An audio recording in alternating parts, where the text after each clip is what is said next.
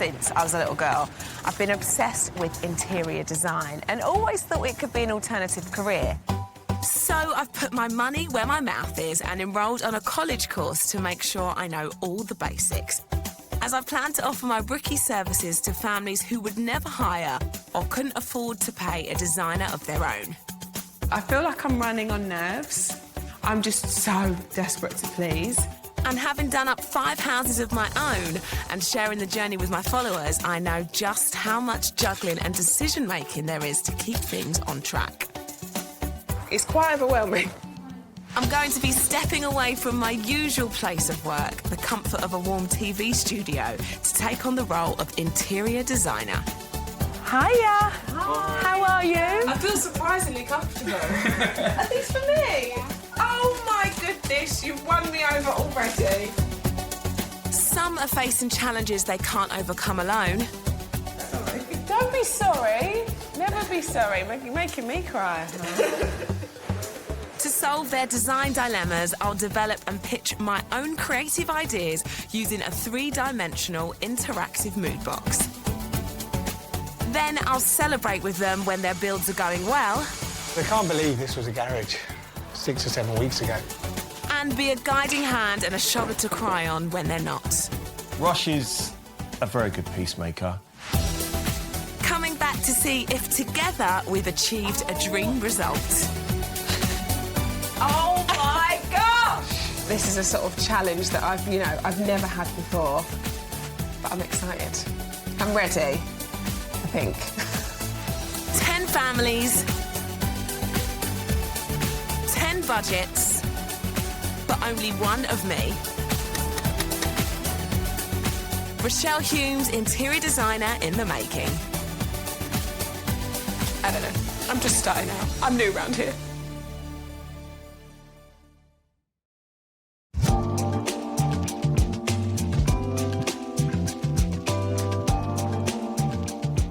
I'm very lucky that one of my good friends is an interior designer and I have her on speed dial. And I'm always envious of her job. I always am. And I'm like, what else are you doing at the minute? And she sends me pictures of what she's working on and I buzz off it. Like, I really love doing it.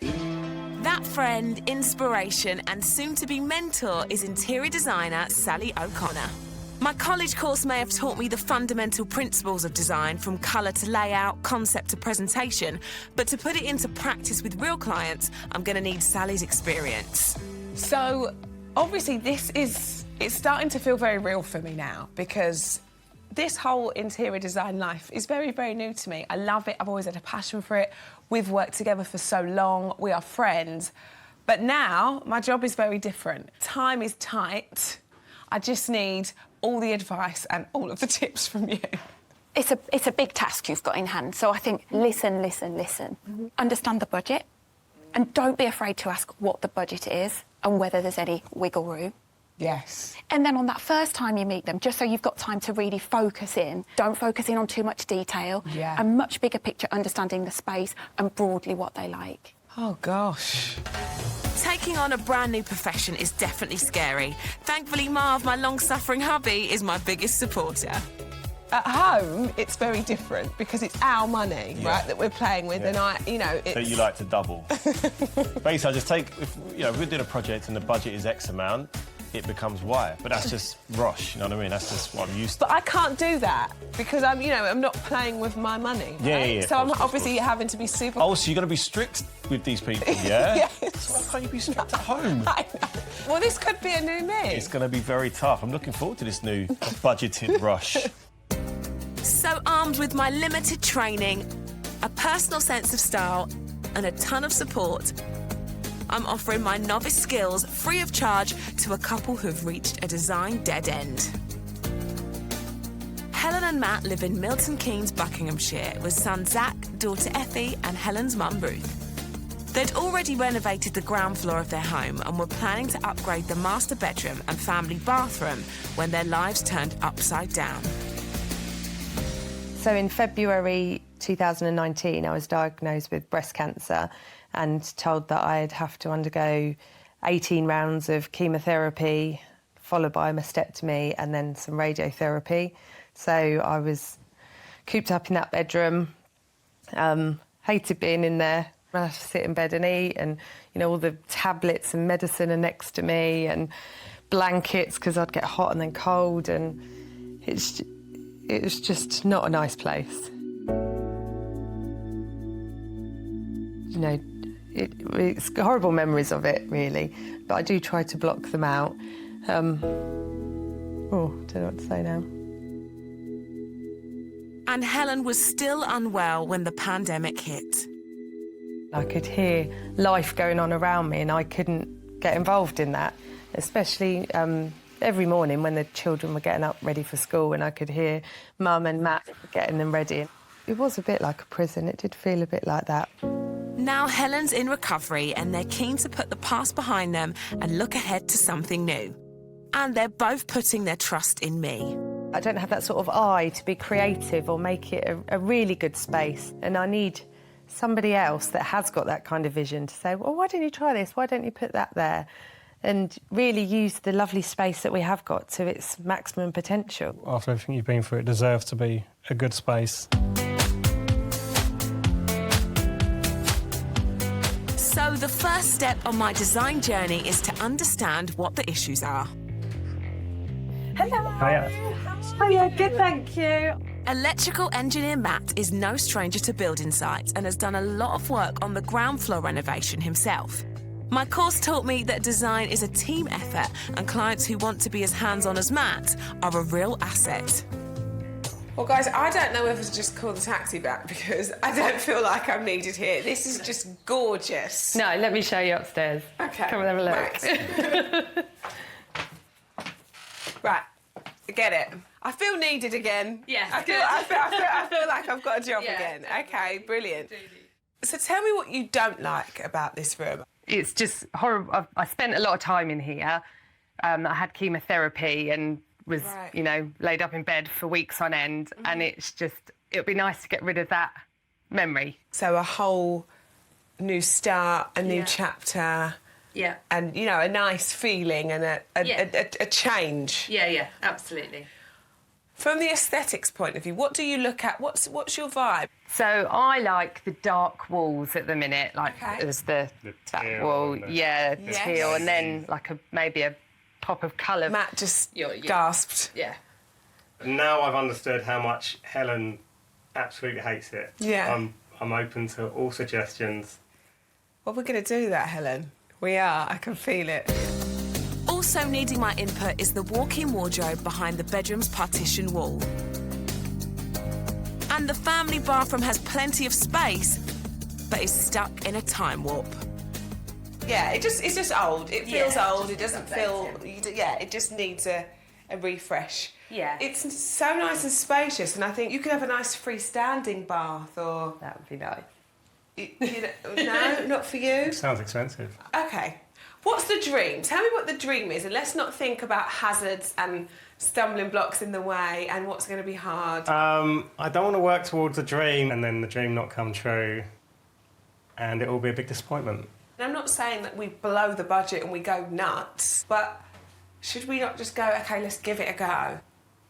Well, it's certainly all coming out, so we'll see it. We'll see it at bare bones. We'll see where the pipes are. We'll see what it looks like. You're so practical, aren't you? Yes. Always. While Matt rustles up lunch for the kids, I can get to know Helen a bit better. So take me back to, when you first get that diagnosis. That must have just been instantly a life-changing moment. Yeah.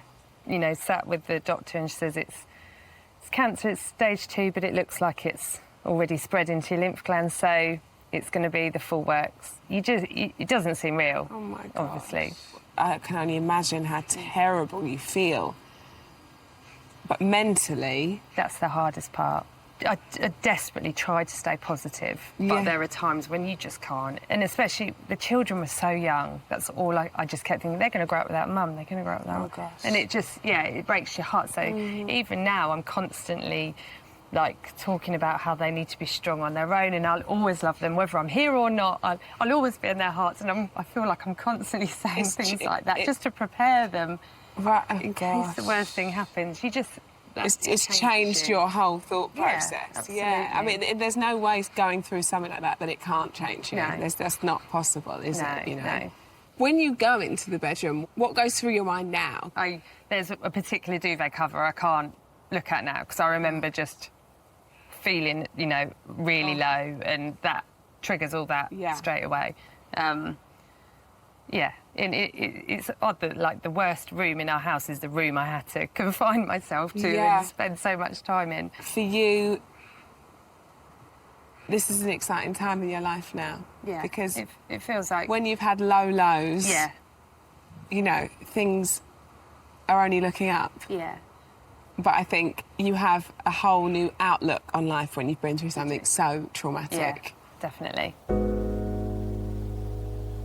I'm learning that as an interior designer, it's important to really understand what your client wants and offer a design that fits with their budget. But as Sally warned me, sometimes the financial realities can be the first hurdle. I think that's an interesting thing. This one piece will make 52 layers. Watch on mobile devices or the big screen. All for free. No subscription required.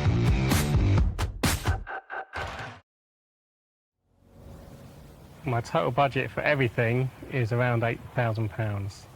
You want a brand new bathroom and you want new joinery for a new wardrobe. I think it's a stretch. I mean, there's a stretch and then there's, like, a stretch. Yeah. There's no wiggle room.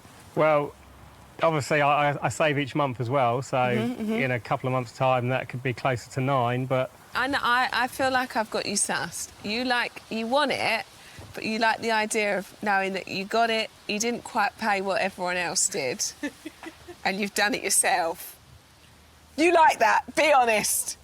That makes you feel good. Yeah. Yeah. I mean, it would make anyone feel good, right? So, guys, I'm going to make a move. Excellent. Get to work. Thank you.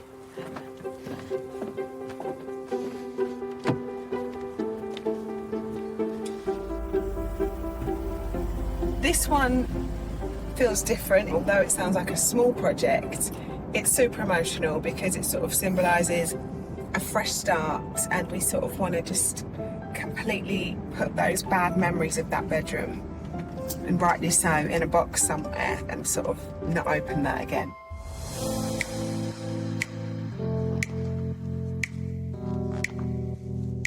"10 families, 10 homes," which means 10 different interior design projects. I'm used to handling my own, and I feel I do that well. But this is a sort of challenge that I've never had before. When I visited Helen and Matt's home, I made loads of notes and took plenty of photos. Nothing's jumping out design-wise just yet, and that 8K budget is making me feel a little nervous.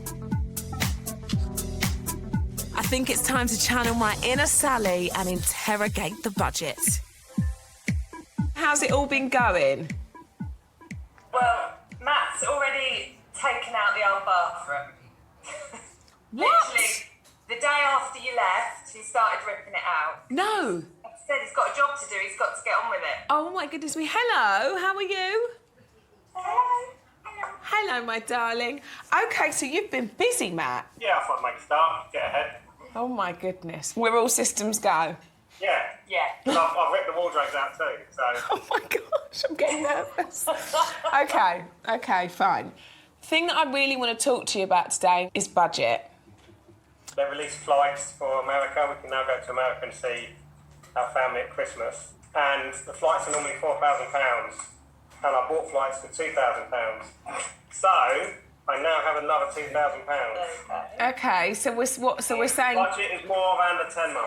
Well, more around 9.5, 10, you know. We'll take 10, won't we? Yeah, we'll have 10. OK, this is making me feel a lot better. Well, lovely to see you both. Take care.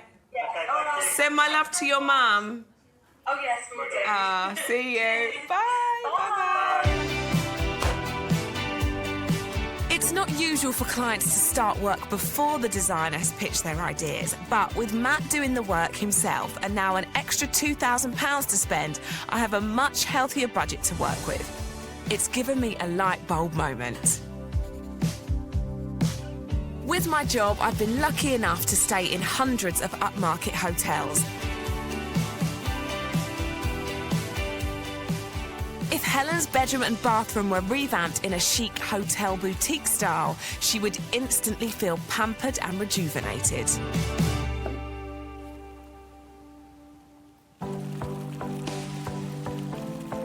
I've come to the Design Centre in Chelsea Harbour, a hub for stylists and interior designers, to meet up with my good mate and mentor, Sally. For me, the bedroom's the priority because of what Helen's been through. So if we're going to start somewhere, I would start on the bedroom. However, I spoke to them the other day and Matt has started by ripping out the family bathroom, which is all because I was... Classic client. Classic. We're also a little bit conflicted in what they both want. Matt is a minimal man. Although he wears a lot of printed shirts, he doesn't like print. And Helen wants a bit of colour, she wants a bit of pattern. You have to work with both and find somewhere in the middle that works and that they're both happy with. I'm thinking also a bit of visual interest with a panelled, you know, making it feel like they've got a huge grand headboard. In terms of colour scheme, I'm thinking keeping it relatively neutral. I would definitely still pitch some pattern. Very often in our client presentations, a client will say, I'd never thought of that. It's going to be full on this one. Lots to do with it. Yeah. Sally and I will be putting together a mood box for Helen and Matt.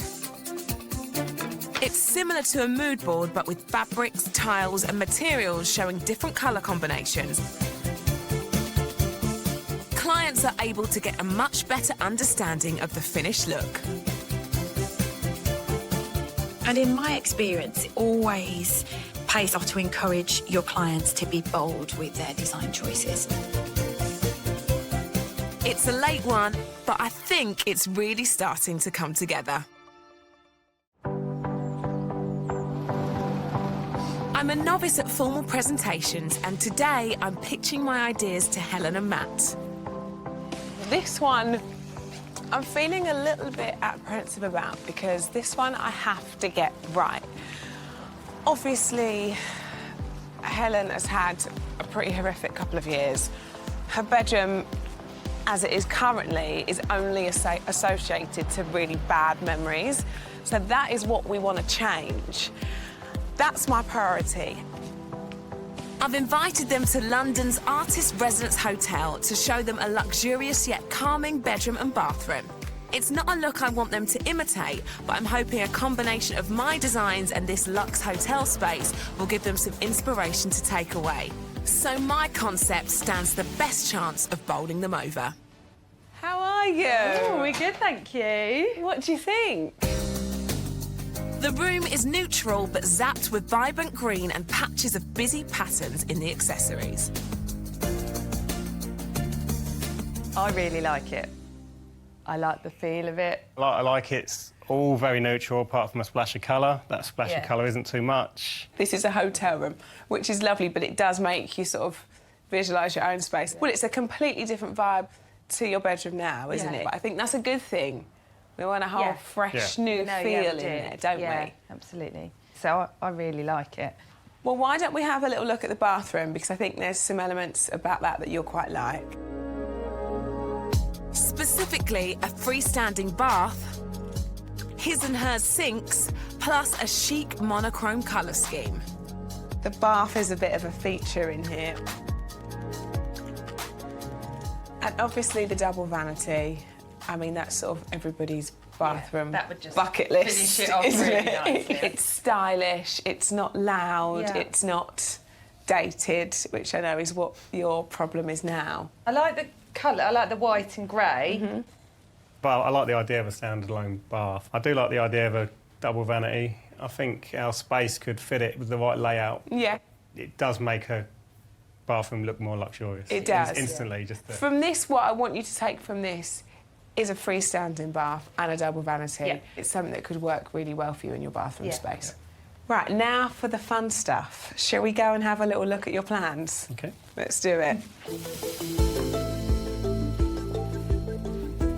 First idea, a slatted wooden feature wall behind the bed. So, cladding, this would be on the wall. That was for you, Matt. Do you like that? Yeah, I do like that. Okay, good, I'm pleased.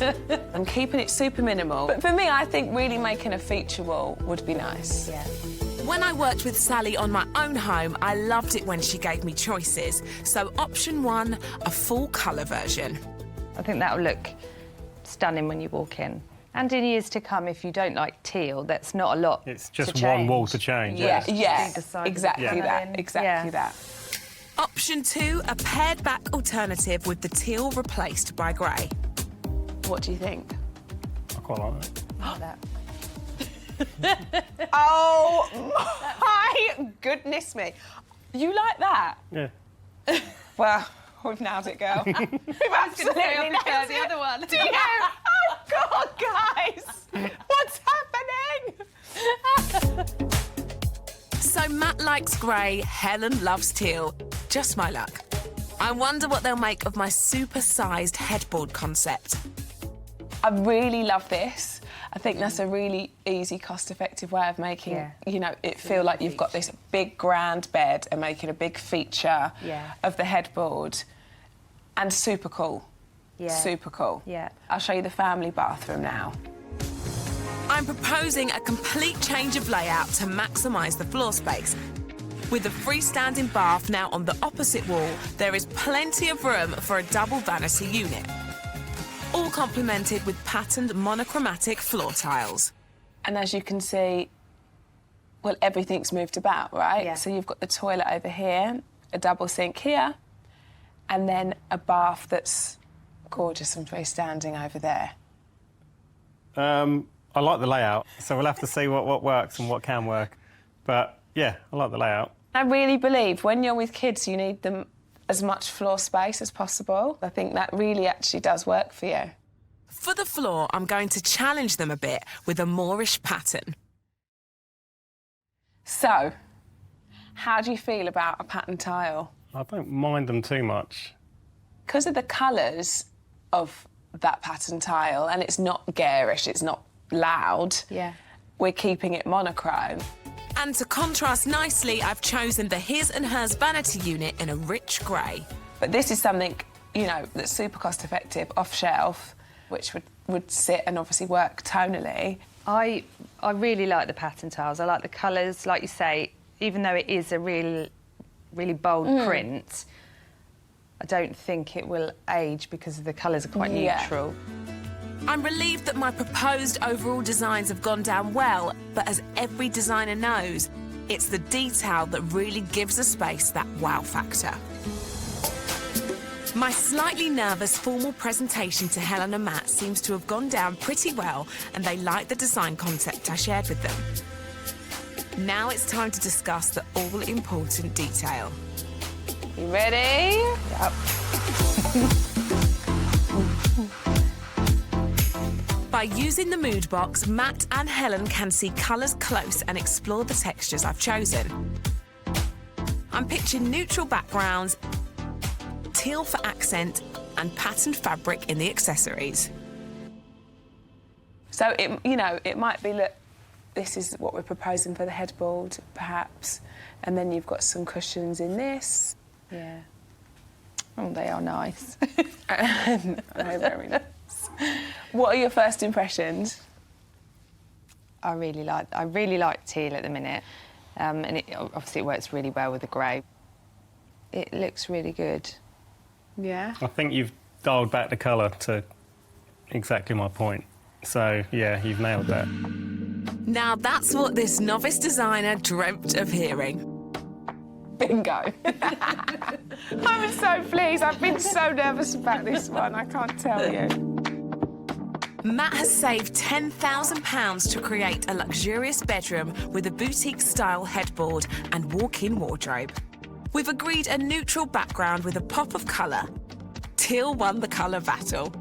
And Matt's installing a monochromatic bathroom from scratch with freestanding bath and double vanity. keep on budget, he's doing all the work himself. In 3 months' time, I'll be returning to see if my vision translates into beautiful rooms they'll love. Fingers crossed they don't leave here now and then sleep on it and have a little wobble. We need to make sure it is Yeah. doable and isn't going to push you to your limit. Ultimately, I want to make sure that Helen is happy with her bedroom. For me, this is about her.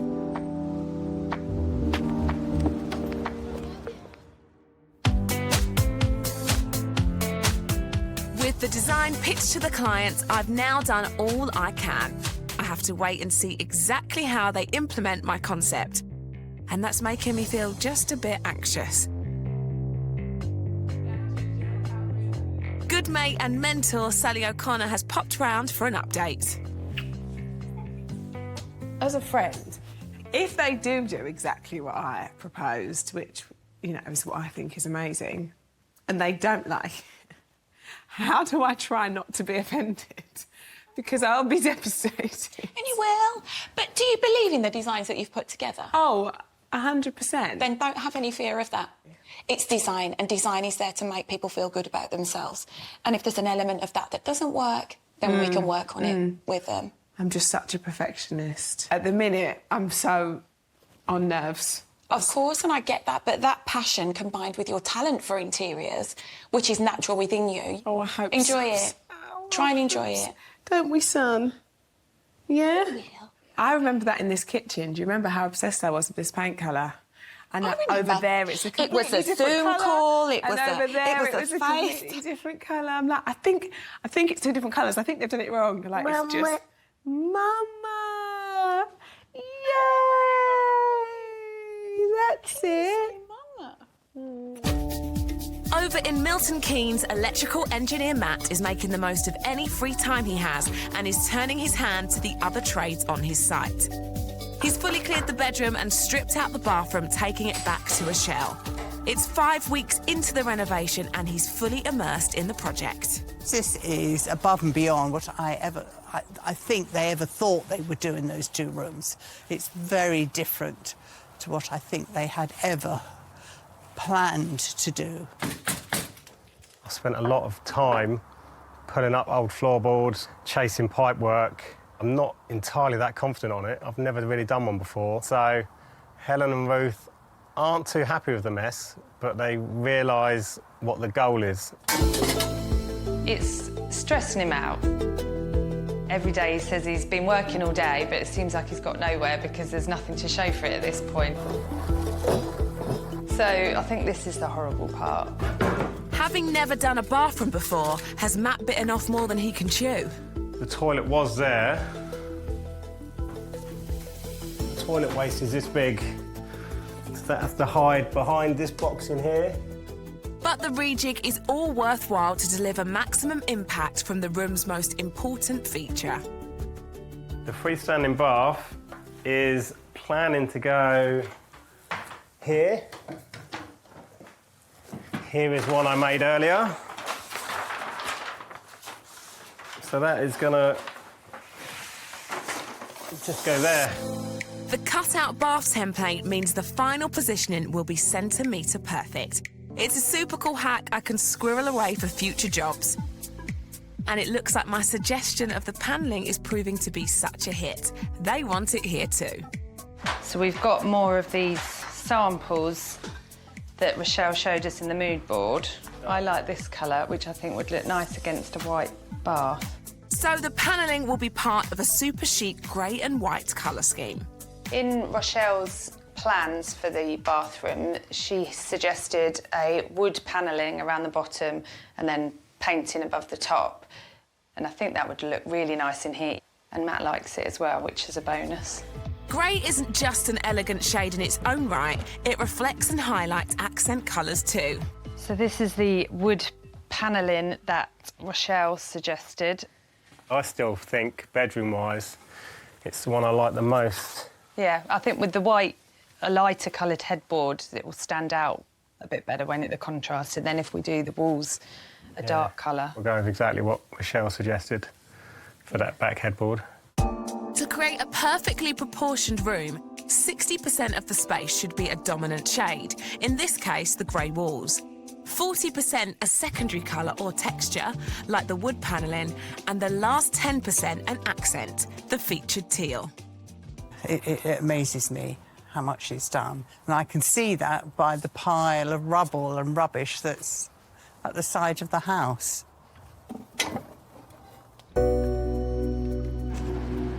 Back in London, something Helen said is playing on my mind. There's a particular duvet cover I can't look at now because I remember just feeling, you know, really low, and that triggers all that straight away. I've got an idea that I hope will put those bad memories to bed, literally. I want to add some sort of luxurious element for them in that bedroom. So I found a gorgeous velvet throw, which instantly gives a bed a real sort of plush hotel-like feel. So I'm ordering it. It's grey. I feel like we're onto a winner.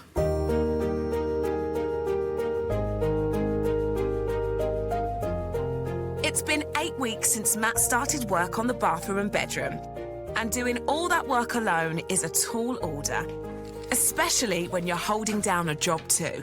So all the pipe work is now above floor level. I've got a short wall here at the back window to come up level with the window, and that will cover all the pipe work and be tiled over.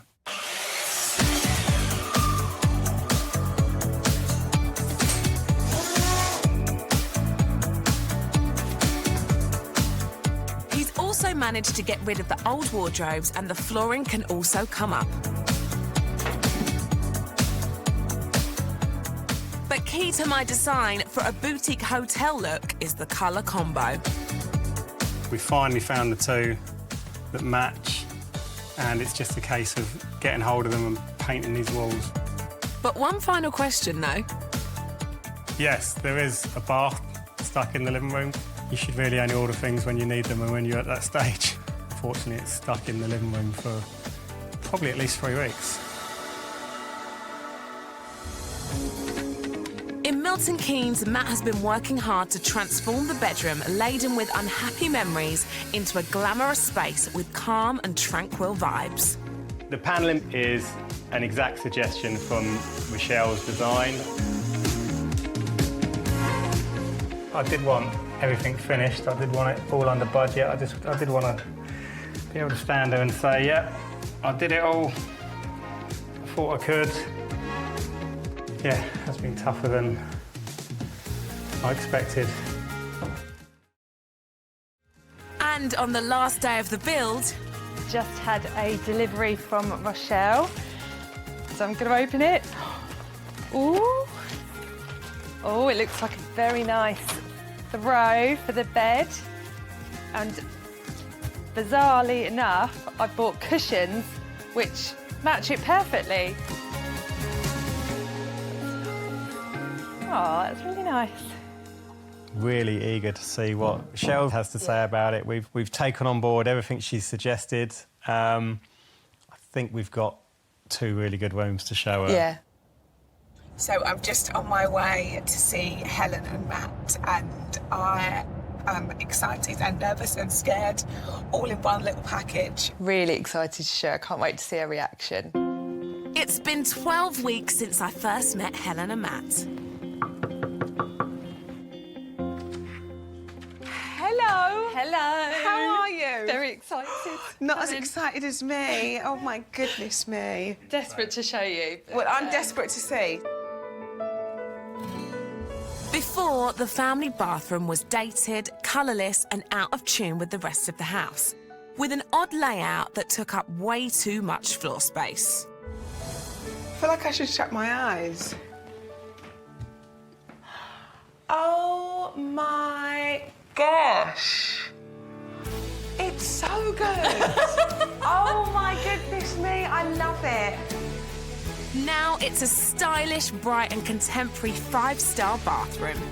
The dominant colour of on-trend grey has an instant calming effect. And the colour is picked up in the his and hers vanity unit and monochrome floor. It's even echoed in the grouting.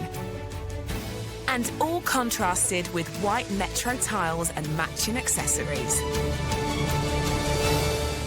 just feels so much brighter than it felt before. Like, even though there's darker colours in here, it's brighter. Yeah, a really big, nice bath. I know. When you want a bath at night, you can. Candles, glass of here wine, and maybe a little glass of something. That's a plan. Sad that my mind goes straight there, isn't it? The tiles. They were the first thing I got. And I don't think we'd have ever chosen this, would we? No. The reconfiguration of where everything should be. I mean, you stuck to the plan. Thank you very much. Thank you very much. And we've got his and hers. Yeah. His and hers with storage. Yep. I feel like I'm in this belongs in some sort of really cool hotel. Yeah. It just feels now. It just feels it's exactly what bathroom you should have in this home. Yeah. Do you feel nice when you come in here? Yeah. Does it feel feels like good? a different place. Yeah. It doesn't feel like the same room at all, does it? So, all in all, do you feel happy with the design? Yes. Yeah. We're certainly happy with the result it's given. Yeah, very happy. Honestly, it looks so brilliant. Well done. Well done. Your hard work has paid off, that's for sure. But I need to talk about the elephant in the room. Where are our shower doors? They're not installed yet. I literally just ran out of time. If we have no shower doors in here, what does that mean for the bedroom? I guess we'll have to see. Should we look at that room now? Yes. Okay. Yes, please.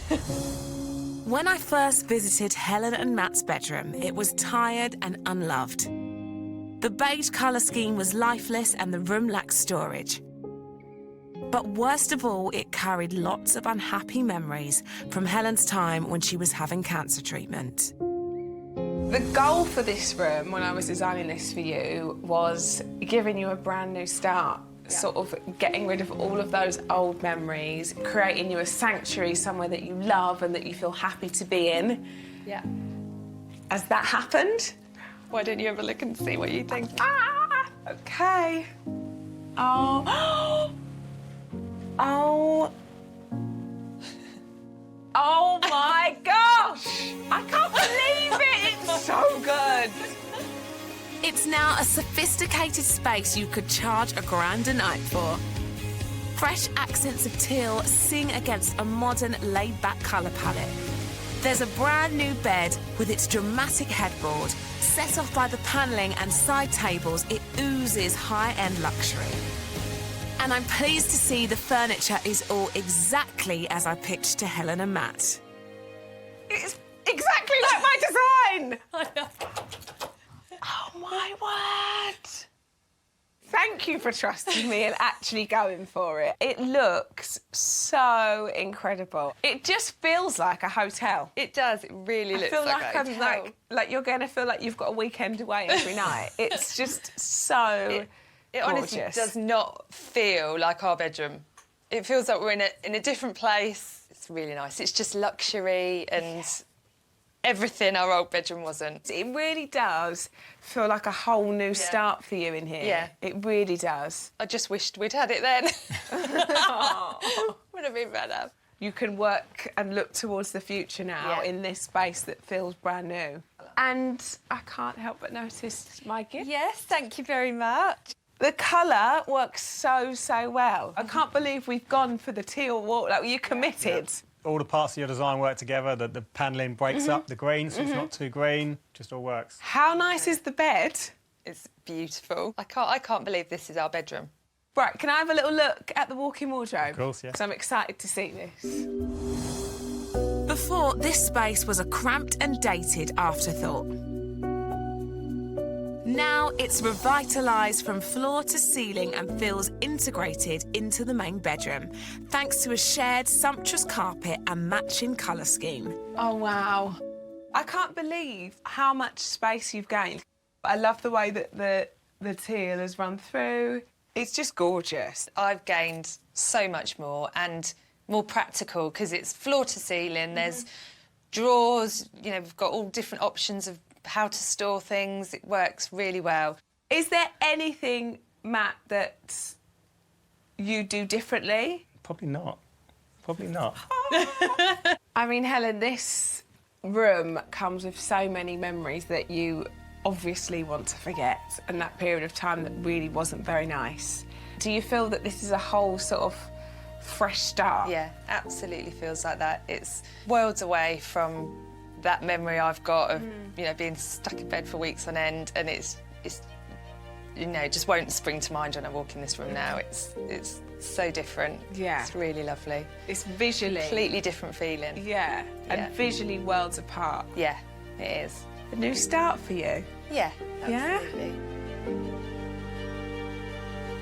But there are a few more questions on my mind.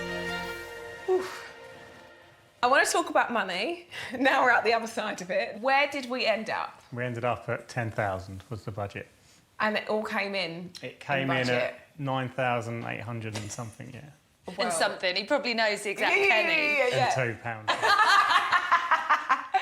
Well, I have to say, that's very good going. Well, listen, I think you should be proud of yourself. So how do you think those rooms are going to change the way that you live now? I'm happy you can enjoy that room now. Yeah. But now when you look at the room, you've got the memory of, we did this with Rochelle's help, Yeah, we did this it's for a been a show. bit So special. the whole memory of that room now is something totally Yeah, different. it's completely flipped it. Yeah, so That's thank you. amazing. Oh, I'm so pleased. I'm so pleased. There's no way we would have got it like that on our own, would we? No. So thank you, yeah. Yay. Happy team. And all achieved without professional builders. You must be so proud of Matt. So proud of him. I know it's been a tough few weeks, but I'm so grateful, and I know how hard you've worked and how hard it has been at times, and you've done that for me, and I'm really grateful. Oh, I'm happy to have done it. I saw the tough time you had in there. Yeah. When it was before, so I had to do something really special. Oh my God, you guys are making me cry. Me? Thank you, honestly. You're welcome. Oh, that is so lovely. Who knew a room could have such an effect? Yeah, goodness me. But I get it. I totally get it. Yeah. It makes perfect sense. Yeah. Well, these are happy tears, I might add. Yeah. And thanks for trusting me, because I wanted this perfect for you, because I'm just made up with how it turned out for you both. Good. Oh! Wine, anyone?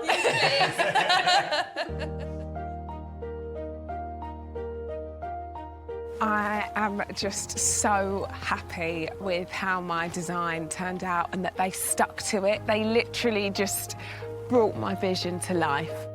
My course may have taught me the theory behind interior design, but what I've learned on this journey is that the most successful projects happen when you truly listen to clients, understand their motivations, and create designs that I love as much as they do. I'm overjoyed that Helen feels like this is a completely different space and a fresh start for her. I just didn't realise being an interior designer would feel as rewarding as it does now. I'm so happy.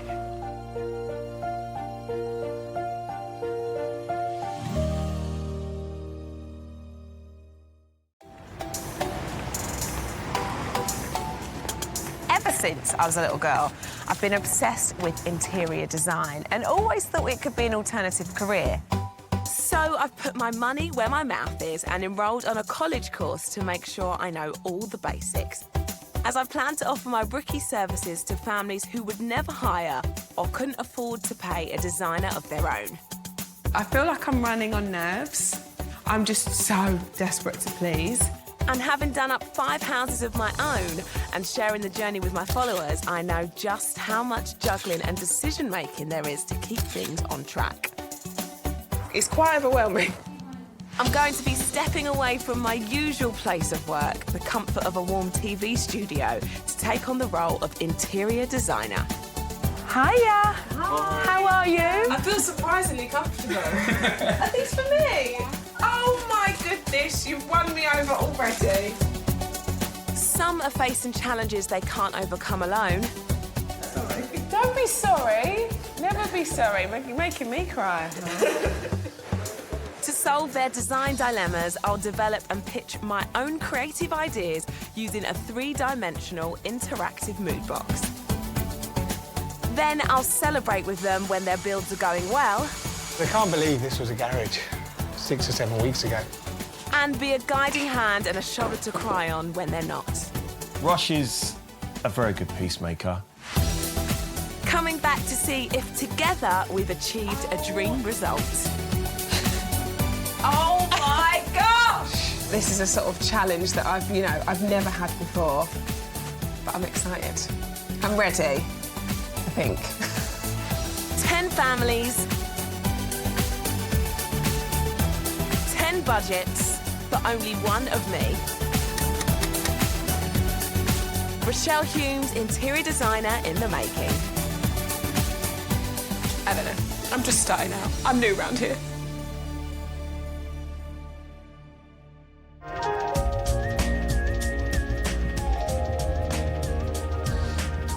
I just like to feel good when I walk into a room. I like to go, oh, it's really nice in there. And I just think sort of clean, bright, neutral colours always do that. In this house, there's a lot of black and white, but I really wanted to get my teeth stuck into something new in this property. A lot of what I've learned across the 5 homes I've designed for myself is down to my good friend and mentor, professional designer Sally O'Connor. I'm lucky enough to own my own home, but it's becoming increasingly difficult for many young people to get on the property ladder. But just because you're renting doesn't mean all your interior design ambitions need to be put on hold. I think whenever anybody's renting, there's always that balance of wanting to personalise the space and make it your own. Yeah. So it's about actually understanding what will the landlord let me get away with and what can I afford to spend right here, right now, but he's going to come with you to the next because house. that's it. I don't want them to just do this because they're not going to be there forever. I don't want them to just chuck money down the drain, So, with just limited training coupled with my own sense of style, plus professional and emotional support, I'm ready to offer my rookie interior design skills free of charge to a family stuck in a renovation cul-de-sac.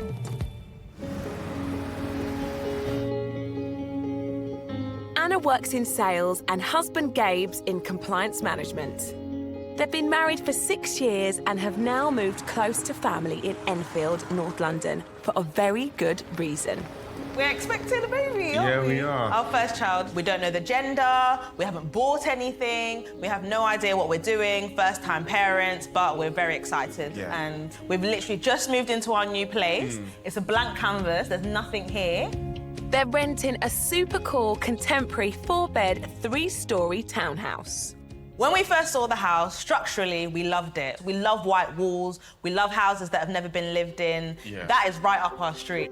It might be right up your street now, guys, but a pristine white home perfect for a sophisticated couple won't necessarily work when baby arrives. Hence why we're outsourcing this work to Rochelle. So a lot of people will be coming over. We want it to be a homely environment rather than just a sort of show home, which is typically our style. We need it to be child-friendly, we need it to be cosy for friends and family. Yeah. You can come into our house and you would not know who lived in it. Yeah. And I don't think our personality shines through the house. Not at all. We just want to put that personal touch on it. Yeah. We love Rochelle's style. Rochelle's style is very right up our street, very minimal. You see sort of blacks, whites. And I think Rochelle will also save our marriage. It won't get that bad, guys. And I speak with experience when I say there'll need to be a nursery as well as space for Anna and Gabe to have time for themselves when baby's asleep. Step 1 in every challenge is to understand what the client wants in the space available. I'm just on my way to Anna and Gabe's house. Now, Anna is pregnant. This is a classic Rosh thing to do. Move when you're pregnant. There's no stress like it. But the property they live in is a rental property, so no structural work can be done there. It will just be decorating. We can paint. So it'll be a case of decoration more than anything huge. I'm excited to meet them and to see the place and get really stuck in. Here we go. The house is inverted, which means the kitchen, living and dining rooms are on the first floor. Well, hi! How are you? So welcome to our home. Right, so tell me what you don't like. We've got this sofa, which is nice, but it's not that comfortable. We host a lot of people. We want people to feel comfortable when they come in, but this sofa's a bit upright. So we envision like a corner sofa, something you can snug it like slouch into. Yeah, exactly. Yeah, that type Very of thing. comfortable. Okay, that makes sense. Yeah. This is the furniture that the landlord provided, including the rug, all of that stuff. Oh, okay. And we just want to make it our own, really. Right. So, talk to me about colours. What sort of vibe are we going for? We've always had white in all of our places, and that's our comfort zone. It could still be a bright colour. I think that's definitely what I love about this space, is how bright it feels. Yeah. We know we've got the foundations there. Oh, it's just 100%. How do we get it into the home of our dreams in the next 8 weeks? So this is a big room. We've got lots to do in 8 weeks. For a couple with so much personality, this bright white room feels more like a photographic studio than a welcoming family home. And that's going to be my biggest challenge here. They like the house, they love the house, but they're just not happy with like how it is socially. So it's just getting what they want and what they have in their mind and making sure that I'm on the same track. One more space to see, and it's downstairs where the bedrooms are. It's here where the baby's nursery will be. Okay, so have you decided what you want in terms of furniture for a nursery? Well, we know we need a cot. That's essential. I wanted also like a sofa so that we can sit down. Yeah, or a rocking chair or something to like... Yeah, for night feeds and things like that. This is taking me right back to when my daughter was born. So for Valley's room, she had a round cot in the middle. Round? Which is really... Where'd you find round cots? You can find anything you find. Okay, so you can find... I'll show you a nice picture. So it was like a round cot. Yeah. And then a pendant above. It was really nice, like quite princess-like. I love that. Do you prefer paint? Do you like wallpaper? Like you could have a texture on the wall that's still neutral, but it could be a texture. That's nice. Like a grass weave or a... So these are all the things we haven't even thought about. There's also a small outdoor area which leads off the nursery. You can definitely soften that a little bit with a little chair or a... What do you think about grass? I think you could do, bear with me, like planters with like some sort of balls or hedge, like... No grass? Why do you like grass so much? Just... What are you imagining? Tell us what you... Because it's a kid's room. So you quite like there's a little zone Yeah, a to little play. area for them. Just the look of it, I thought it'd be quite childlike. No, I know exactly what you mean. You want to soften it, Yeah. More child-friendly, That's it, because Not it's so just concrete, clinical it's just, looking. yeah. Yes. Okay, no, Does I get nothing. you. What do you want from a nursery? We want a different experience in the nursery. Us, our baby, our world. Comfortable and practical. Yeah, I think they are key words here. We can be a bit more adventurous, I think, a bit with this risky. room. Okay. Still doesn't need too much colour, No. but still different to the rest of the house. You're not colour fans. We're not colour fans. Neutral. I'm only a tiny bit nervous. We've got 2 months left. We don't have one bit of nursery furniture here. Yeah, it is concerning. It's tight. Yeah. They've already given me a heads up on their budget. So we have £5,000. Is that our ceiling? Realistically talking, we could spend £5,000 on a sofa. So is there wiggle room? Or Yeah, there is wiggle room. Working towards 5,000, but if it does go a bit above. Okay. And does all of this definitely need to be completed in 2.5 months? Yeah, the timeline is really important to us. Yeah, the baby decides that. Yeah, right? exactly. We have no control. Okay. I just don't want to be working on the house while I've come back and baby's like a few weeks old. I mean, thanks for today. You have given me more than I expected to think about. There's a lot to do. Don't be overwhelmed. I'm a bit like this. No, we're good. It's going to happen. Great. I just need to start working now. With baby due in 8 weeks, I need to design a living room offering a warm and welcoming space, a nursery for the new arrival, and create a mini outdoor sanctuary for baby and parents to be. And all for £5,000. I think they want to put their stamp on a home that essentially isn't theirs and doesn't at the minute feel like a family space. So I think this one could be quite tricky in the sense that I'm limited to what I can do. We can't do anything structural, we can't do anything too much. So it's about sort of bringing their personality into their home and creating that real family space. So, yeah, I've not done this before, so I think this could be a little bit difficult.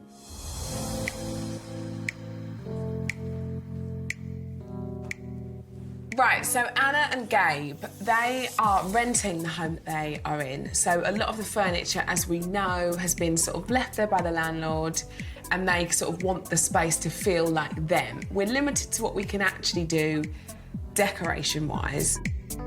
My first thoughts were to suggest a neutral palette, but Anna and Gabe's have sent me some concept images, and they're mostly monochromatic. I just want to check in before I go any further that I'm not completely going down the wrong road. Hi! Look, it's Love's young dream. Look at you. Have you got a little update for me, your end? I guess we're panicking more because it's getting close to the time.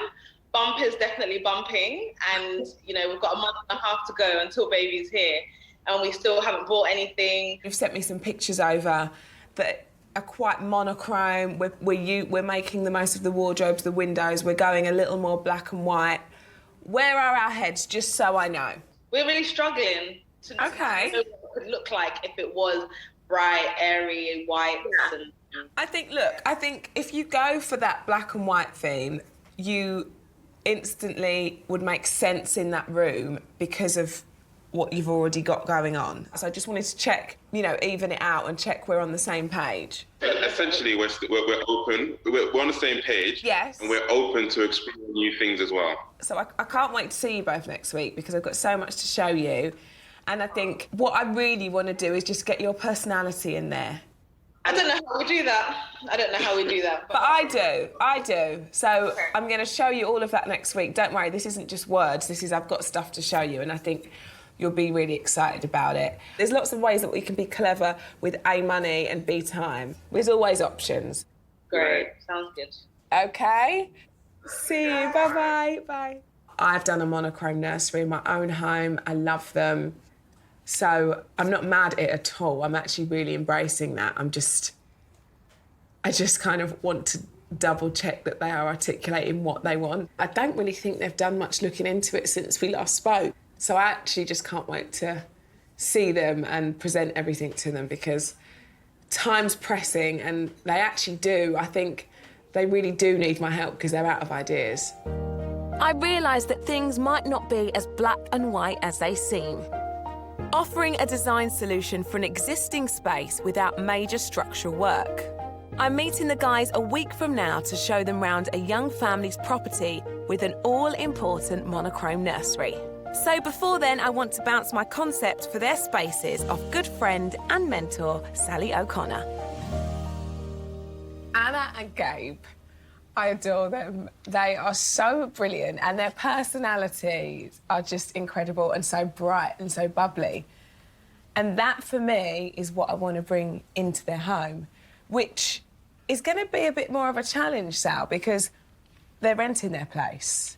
So I need to be smart with hacks and bits and pieces. Yeah. Rosh, we can't be sending in decorators to be repainting walls, so we need to add that personality potentially into either artwork, putting pictures on the wall.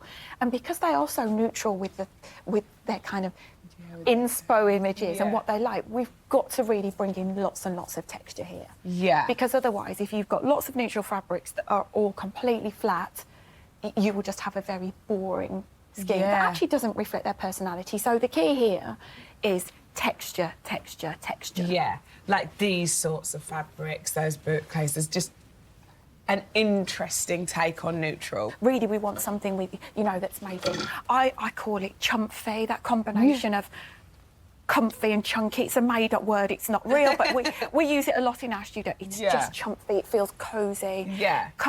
Comfort is a big thing for them. That's key. Their house is a bit like the hub of their family and friendship group, so they're hosting constantly and they want to create that space that everyone can sort of lounge and chill on a Sunday afternoon. So that's one thing that's key, so I like that. With Sally, I'm putting together a mood box for Anna and Gabe's. It takes the two-dimensional mood board to another level. The 3D box really does allow clients to see and feel key elements of their design, from all those chumpy textures and fabrics to colours and patterns. Use family pictures and heirlooms to create decor that tells a story about the client. Don't let anyone tell you that creating a design without structural changes is easier. It's not. Well, not for this beginner anyway.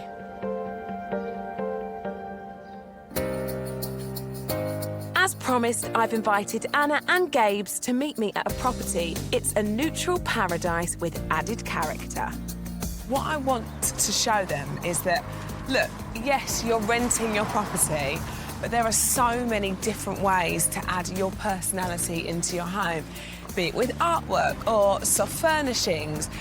You can really make your personality come alive in that space. I also want to show them a monochrome nursery because I know that's something that they're really interested in for their little one. So this house has a fabulous nursery, and I'm going to show them how they can really achieve that look in their home. We have 6 weeks until our baby arrives. Yep. Very excited, but also anxious because we haven't bought one item. And we're very excited now because we know we're actually having a boy. Yes. So we're having a boy, which is great news, and really excited. So now we can put that maybe more of a personal touch because we know the gender of the baby. No blue or pink, but personal touch. Yeah. Yeah, no blue. Maybe a name.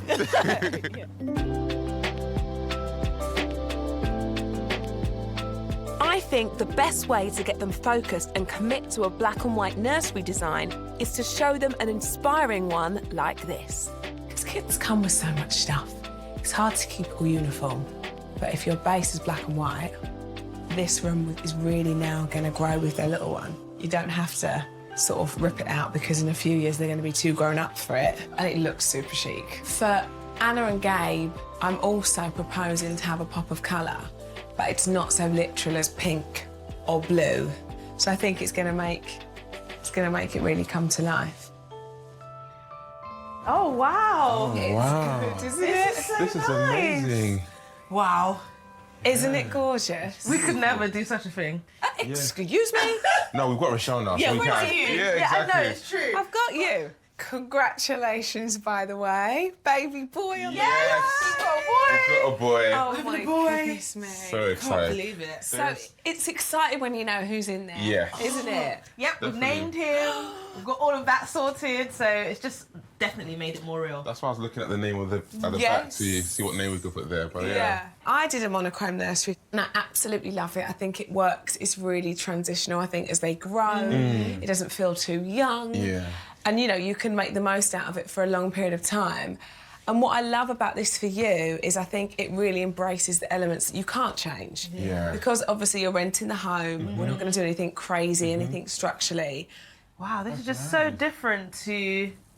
Yeah, just our plain vanilla room. Yeah, it really is. I'm a bit shocked. It's gorgeous, isn't it? And there's so many little tricks. Like, for example, this could lend itself really well to your home because these are little decals. So these are stickers all over the room that you could, if it came to the time where you were going to move, you could peel them off and make good of what's underneath. So what are white walls with those on? something similar, or, you know, to give it a bit of personality. Yeah, that's good. I thought it was wallpaper. Exactly that. It looks like a wall covering, and I thought that when I came in straight away. But when you think about it, a room that could feel relatively plain is taken on a whole new meaning. Completely. And we wanted the nursery to be a different world, like completely different to the rest of the house, and I think this definitely does it. And what I like about when you go monochrome, you can have, as you can see, a real eclectic mix of things out on the side. Definitely. But it makes sense, doesn't it? It doesn't look like you've got a mismatch of random things. It all works really, really well. Wow, this is making it feel so real. Yeah. We're having And a I like baby. the chair in the corner as well. You just realised, baby. Yeah. Oh my God. How many weeks are you? 6 weeks to go. Right, 6 weeks to go. Yeah. 34 Just so you know you're having a baby. Yeah, I know. Baby. But this actually makes it feel like, oh wow. This is nice. I like the carpets as Yeah, well. the carpet. Gorgeous. I think this sort of vibe and heading down this route, it feels cool. It feels fresh. It doesn't feel too kitchen, too twee. Yeah, not at all. And I think it works perfectly in your home. No, it does. This is great. We love it. Okay. We definitely love it. Well, that's good news. Would you like to have a look at what I've got planned for you? Yeah, let's go. Should we go downstairs? Yeah. Okay, let's do it. Let's go.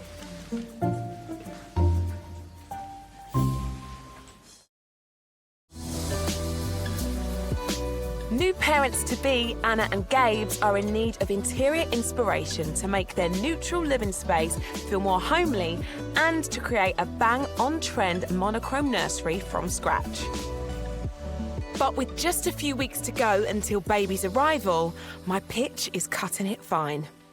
You ready for this? Ready. I'm excited with this box. Exciting bit. Well, don't be too hasty, Gabe. I'll show you the box in a bit. But first of all, I want to show you the plans and what I'm thinking. And Oh, wow. Okay.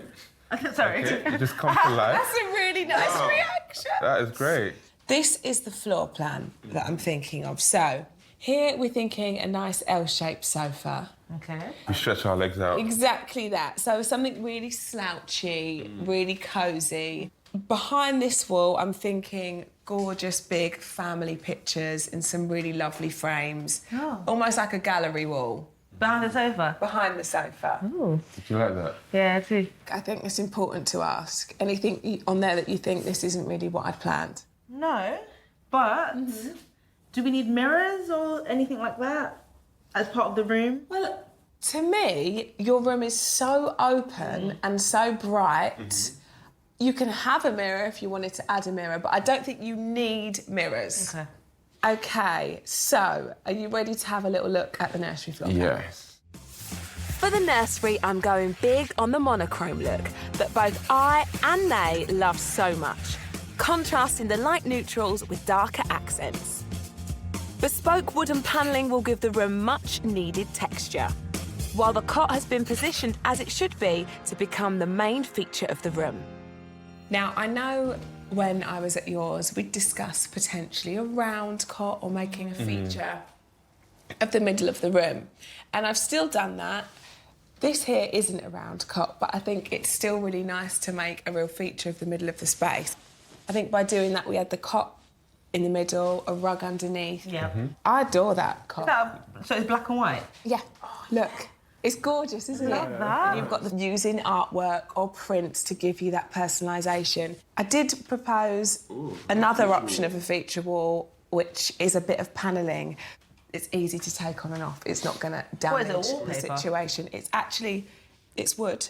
Oh. So it's actually sort of, again, creating another Not dimension. interest point, another dimension to it. I'm thinking here, the little changing table, dresser situation, a nice rocking chair in the corner. Not too dissimilar to what we've just seen. Simple furniture. Yep. We touched on this before, but creating a little area of outside. Yeah. So I'm thinking maybe a little seating area Oh, here. I was wondering what that was. Yeah, and really sort of making the outside inside, if that makes sense. Love Almost that. an extension of the room. Yes, the grass! I know you wanted this. I knew you wanted this, and we remembered. So a little bit of AstroTurf The in hormones, there. I think. I feel a bit emotional. Oh,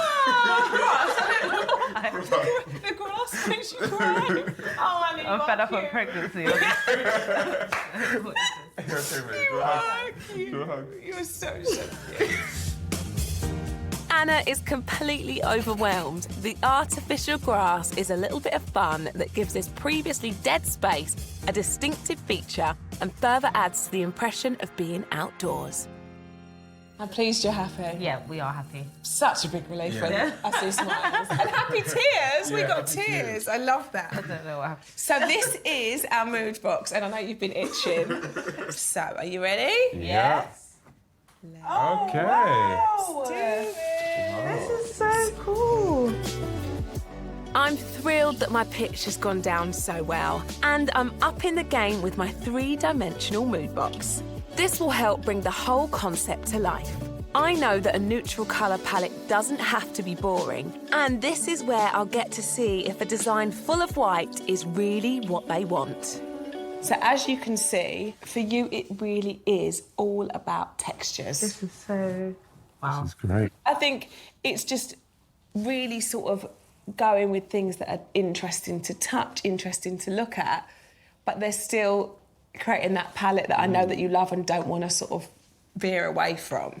But let's talk a little bit about the nursery now. These colours, I think, are perfect. I just think of those wardrobes and I think how well it's going to set everything off. I love this rug. Yeah. Loving the textures, the variety as well. It's nice. Even though we can't do anything structurally, this couldn't feel more you if it tried. Yep. There's a lot to do, isn't there? There's a lot of work to be done. Yeah, and baby's in 6 weeks. Yeah. Here we go. Hold on to your hats, guys. Anna and Gabe definitely wear their heart on their sleeve, and that was so, so nice. And we even got happy tears from Anna, so I'm absolutely chuffed with that. I'm pleased they love it. It's definitely given me that inner confidence that I need. Love the plans. Really on brand. She really understood exactly what we were looking for. I think I cried because of the hormones, but also cried because finally things are coming together for our baby. We're happy on, babe. Yeah, everything's really come to life, and she's literally taken our vision and just put it all together for us. And now it's for us to go and execute, so. Yeah. Inspired by my pitch, it doesn't take long before Gabe's reaches for the tester pots. They might be fans of the neutrals, but I think it's definitely worth stepping out of your comfort zone and trying something new. Can they be tempted with colour? Come on, guys, step away from the white. So, you've been talking about wanting to paint this wall. Yeah. What colour did you have in mind? I don't know. I feel like we need to try a few out. You don't want to risk damaging your walls, especially if you're in a rental property. So a top design tip from me is to test new colour schemes on a piece of card or paper first. Colour. It is a nice green, though. It's a nice green. But I don't know if it's... Do you like colour? I think I do like a bit of colour. What's this? Steel, so this is like a grey. That'll go with the panelling of the wardrobes. It doesn't take long before they're back in their all-white happy place. No? Let's just stick to your original. Let's just stick with white. That is really nice. This is what it is. Almond white. Number 100. We're done. Well, I tried. This couple won't be swayed. Colour is not going to be an option for these two. I can't wait to see how Anna and Gabe are getting on. I want to know if they're sticking to my plan and just how they're getting on, because with them, it's not structural, but they need to get out there and start ordering and start shopping. So that's my main point. Have they actually been doing anything since I spoke to them last? While baby is still to make an appearance, I'm catching up with Gabe's to check they're on track with everything else.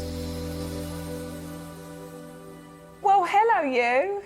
Hello. Right, so tell me, what have you done then? What have you got? What haven't you got? Where are we?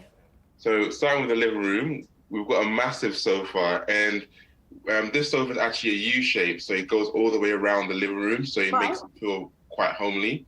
And we can fit up to 9 people on it, so it'll be good for our family gathering. Perfect. Oh, well done.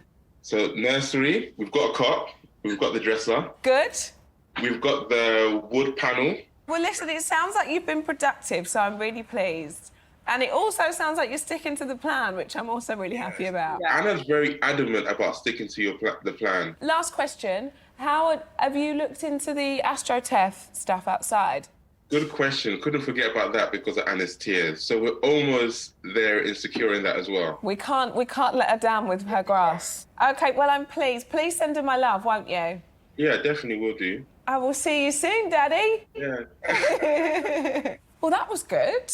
I'm shocked. I thought I was going to have to really give them a gentle push today to say, come on, guys. Everything seems to all be in hand so far, touch wood. Not everything goes according to plan. So the plan was to put up the cot just before Jerry came. But Anna was right, and Jerry actually came early, so we haven't actually put up the cot. So with the early arrival of baby Jeremiah, Uncle Keith is on hand to help Gabe crack on with finishing the nursery. So we're really excited to be putting up this cot. This cot is really nice. This is actually the cot that Rochelle recommended in her designs. I've already put up the dressing table myself, and you can see that it's a really nice colour. I think Anna's going to be really happy with it.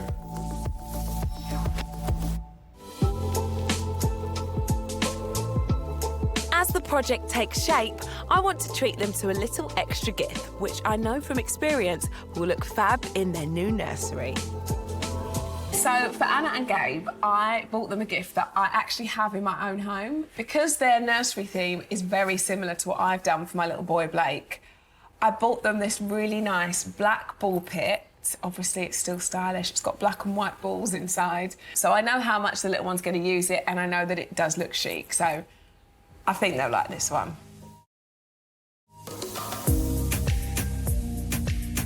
It's a day of surprises for Anna, and something colourful has arrived that she needs to check out first. Doesn't it work? It works so well. A vibrant green breaking up the neutrals. I'll give you credit, it does work. It looks good. So It looks like his little, I don't know, sanctuary. Good job, Gabes. Credit where credit's due. Anna, we've been given a gift. A gift? You didn't order this. I don't know what it is, but I know who it's from. Who's it from? It's from Rochelle. Rochelle? Yeah. Oh, I'm even more excited. Yeah. Oh, that's really sweet of her. It's really nice. Oh, this looks cool. Oh my gosh, I love this. Oh, this is so cool. Well, I thought I was going to have to do some kind of DIY again. Oh, I'm ripping this. Isn't he going to love this? He's going to love this. Oh, this is so... And it's really like no pinks or blues, which is amazing. Fantastic. The end is in sight for Anna and Gabes. And with Uncle Keith roped in again to help, it's time for them to complete my design with a few finishing touches. Don't they look great though, these frames? Yeah. I really love them, honestly. Yeah, they're really good quality. There, that's straight. So if we start from the middle, take 10 centimeters on either side, and then we just go out. Okay, moment of truth. Let's get out of the way of the laser. It's the moment I've been waiting for so long. Get pictures on the wall. Yeah, just to personalise the house. The one is always the most difficult. Now we can. Now it should be. The momentum. Okay, fine, let's do this. I can't believe we got here, babe. I know, it's been a long journey. Oh. It's been tiring. We did it. Yeah, and it looks good. So hopefully Rochelle will like it too. Anna and Gabes only had 8 weeks before baby's due date to turn their rental pad into a cosy family home. But with Jeremiah's early arrival, has it thrown them off track? Finally, I've been invited back to find out, and I can't wait to get inside for more than one reason. I'm actually really excited to see Anna and Gabe today, and most importantly, baby Jeremiah, because I've not met him yet. And I'm a sucker for a new baby, what can I tell you? The one thing I'm worried about, though, being the fact that they have just had their son, could they finish the interior? And also, the budget was tight. Did they manage to stick to it? So that's what I'm going to find out. Lots has changed since I last saw you. You look incredible. Oh, thank you. It does. Yeah, exactly that. Oh, thanks, babe. Where is the baby, first of all? He's sleeping at the moment. Do you know that's the only reason I'm here? I'm not going to lie. Yeah, a little bit. No, he's here, he's arrived. And how's it going? No, it's going really well. Really happy to have a new addition to the family. Yeah. Obviously, when I left you, there was a lot to do. Yeah. And you were not far away from having the little man. So did you manage to get everything done? Not before he came. Not before he came. He surprised us a little bit. He came a bit early. Okay. Yeah, his nursery definitely wasn't done. So we're doing that in the first few weeks of his arrival, which was a challenge. Yeah.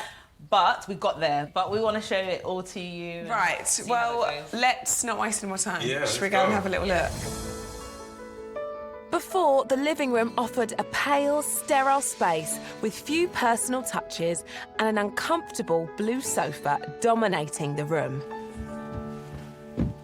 Oh my gosh! Yes!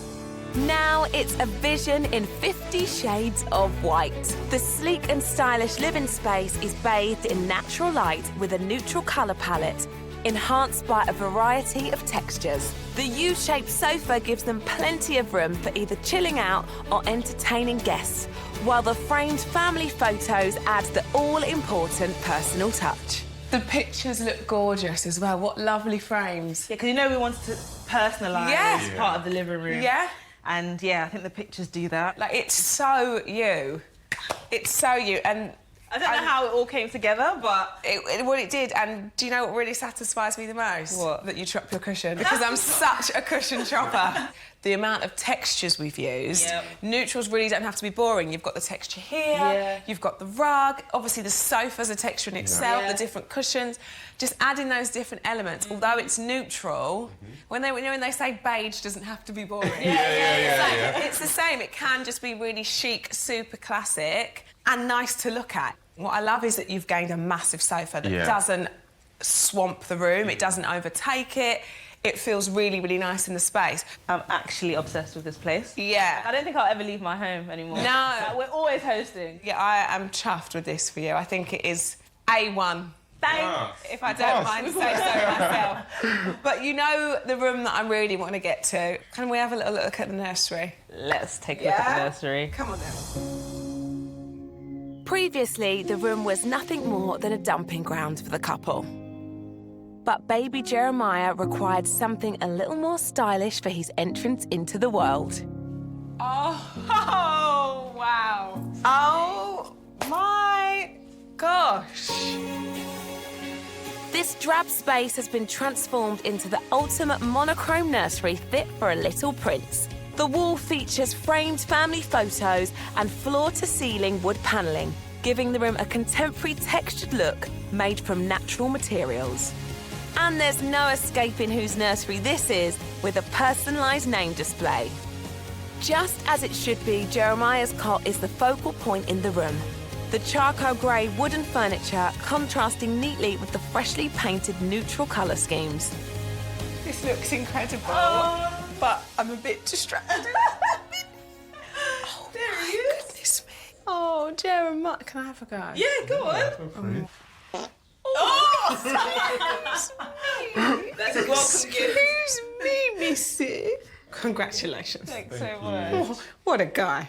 It looks incredible. Are you happy with it? Oh yeah, we're so happy. It's my design. I know. Again, to the T. We were a bit scared along the journey, so we received your designs and we're like, yeah, we love it. But then we panicked in between. Yeah. Because we're like, is it child-friendly enough? Is it childlike enough? Yeah. Have you got enough colour? Yeah, you wanted more colour, didn't you? But then the pictures help, the panel helps, and the curtain wood helps. and the tones, and it doesn't have to be like blue and green, and you know, there's ways of still doing it.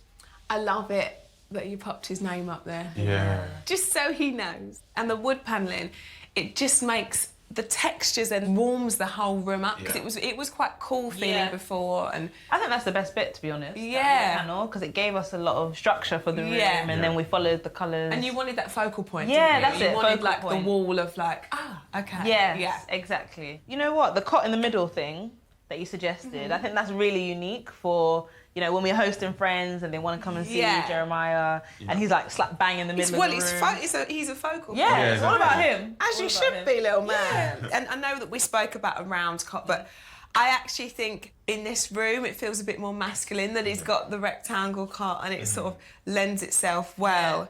And now the rug's here, it's taken shape. Yeah, because the room is a box, rectangle, and it just matches the room, doesn't it? I wouldn't change a thing. And there's something else I'm desperate to see. Anna's indoor-outdoor sanctuary. Finally, a cheeky splash of colour into their black and white world. Oh, listen to the birds. I know. Perfect timing. Honestly, it's so nice. And I remember on the inspo day, you got a bit choked up about this when you're like, you remembered my fake grass. Yeah, because you and Games were so against the whole fake grass. I really came around to your thinking, but here, this feels like it feels so zen, and the tones just work the whole way through. But it's just made a real use of the space and that real indoor-outdoor feel. Well done, and you were right. Thank you. You were definitely right. Can you say it's it too? always nice to hear. Come on, we've got to give it something that's right. You all right, babe? You all right? That hurt him. I know, You all right? You all came together. I know that you set out with spending 5,000. That was what you had in your mind. How did that look at the end? Yeah. Money man? We did go over budget. Obviously. Yeah, so I think we spent just under 6.5. Okay. I have to tell you. That's not bad, is it? What you got, Yeah. I really think you did really, really well there. I think so too. But yeah, we spent on the statement items, so the cot, the sofa. Yeah. We didn't want to compromise on those pieces. No, and it's not £6,500 worth of stuff that you can't take with you to a new home, or you can't get that longevity out of. You've really you've bought wisely. Yeah. And I think that's what's important. Well, listen, you did it. It's worth it because it looks gorgeous. He's here, he's safe, and he has a blooming gorgeous nursery to hang out in. Hasn't he? You're a very lucky little man. You might not realise it yet, but you're very lucky. Yeah, and with all the family coming over to see him, you know, the sofa, the living room, it's just a place that we love hosting. Yeah. So thank you so much for, all your inspiration. Thank you very much. Thanks for trusting me. And thanks for actually sticking to it. Because there's one thing me presenting you these designs, but you don't have to actually follow through with it, so thank you. And enjoy it now. I was so pleased with that. I mean, I couldn't have asked for better. It was really like seeing the visual image come to life, which was really nice, and I feel like that hasn't happened before. So I'm really, really made up with that. And the best bit of all, I got to squeeze baby Jeremiah for a very long time. So I'm a happy lady and a very happy interior designer today.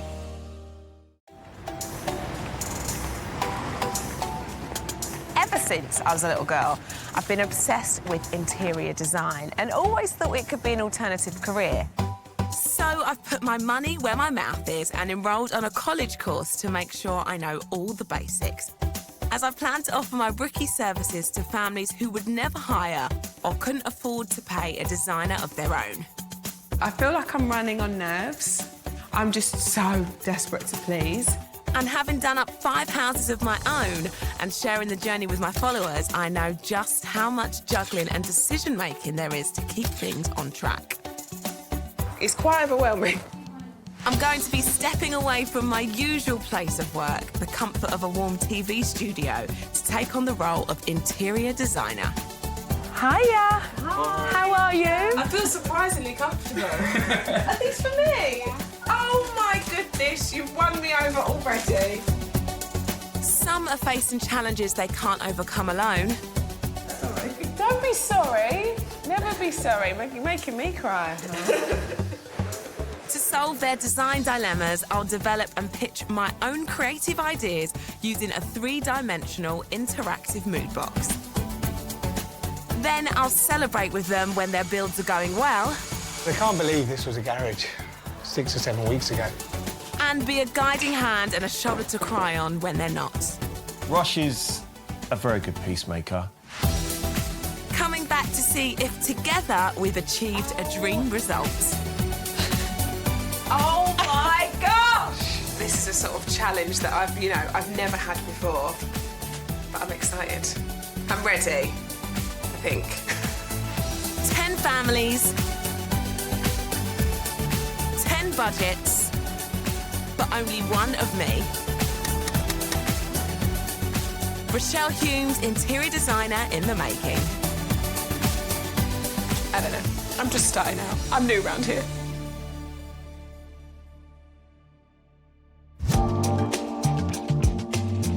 One of the biggest challenges of being an interior designer is not paint and colour swatches, it's having to interpret what your client actually wants and then bringing it to life. The plan is to meet them, find out what it is what they want, what's the goal, what's the dream, but I just need to work out what will be realistic and possible and work to a budget. To help me find my feet, I'll be relying on my friend and interior design mentor, Sally O'Connor. I've always had such a passion for interior design, as you know, but it's all of the other stuff that I think, oh. Like those awkward conversations, it's that I'm not looking forward to, but that's Rochelle, part of it. That's 95% of our work. A client will always want what they want. Yeah. You have to find a solution. That's the challenge. Teenagers particularly are really tricky. See, that scares me. The teenagers do not hold... And also, there's no sort of dressing it up to impress them. It's cool or it's not. I'm doubly nervous about disagreements between couples because my husband Marv, let's just say, likes an easy life. Do you let me crack on? You're not that fussed. It's compromise. Rosh will go for one thing, I want to go for the other. We go for Rosh's thing. That's just how it works. That's marriage, right? Happy wife, happy life. The pandemic put the country's essential workers under huge pressure.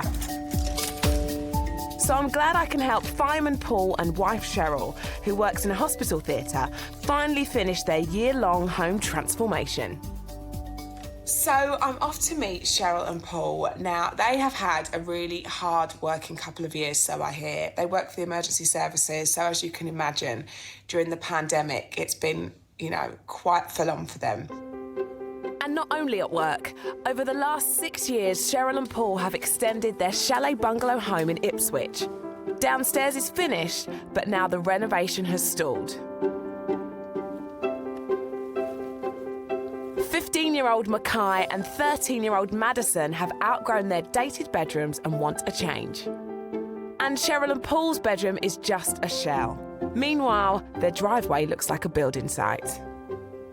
I think we've got to a point now where we see the finish line and probably the tank is empty just before we've got there, to be honest with you.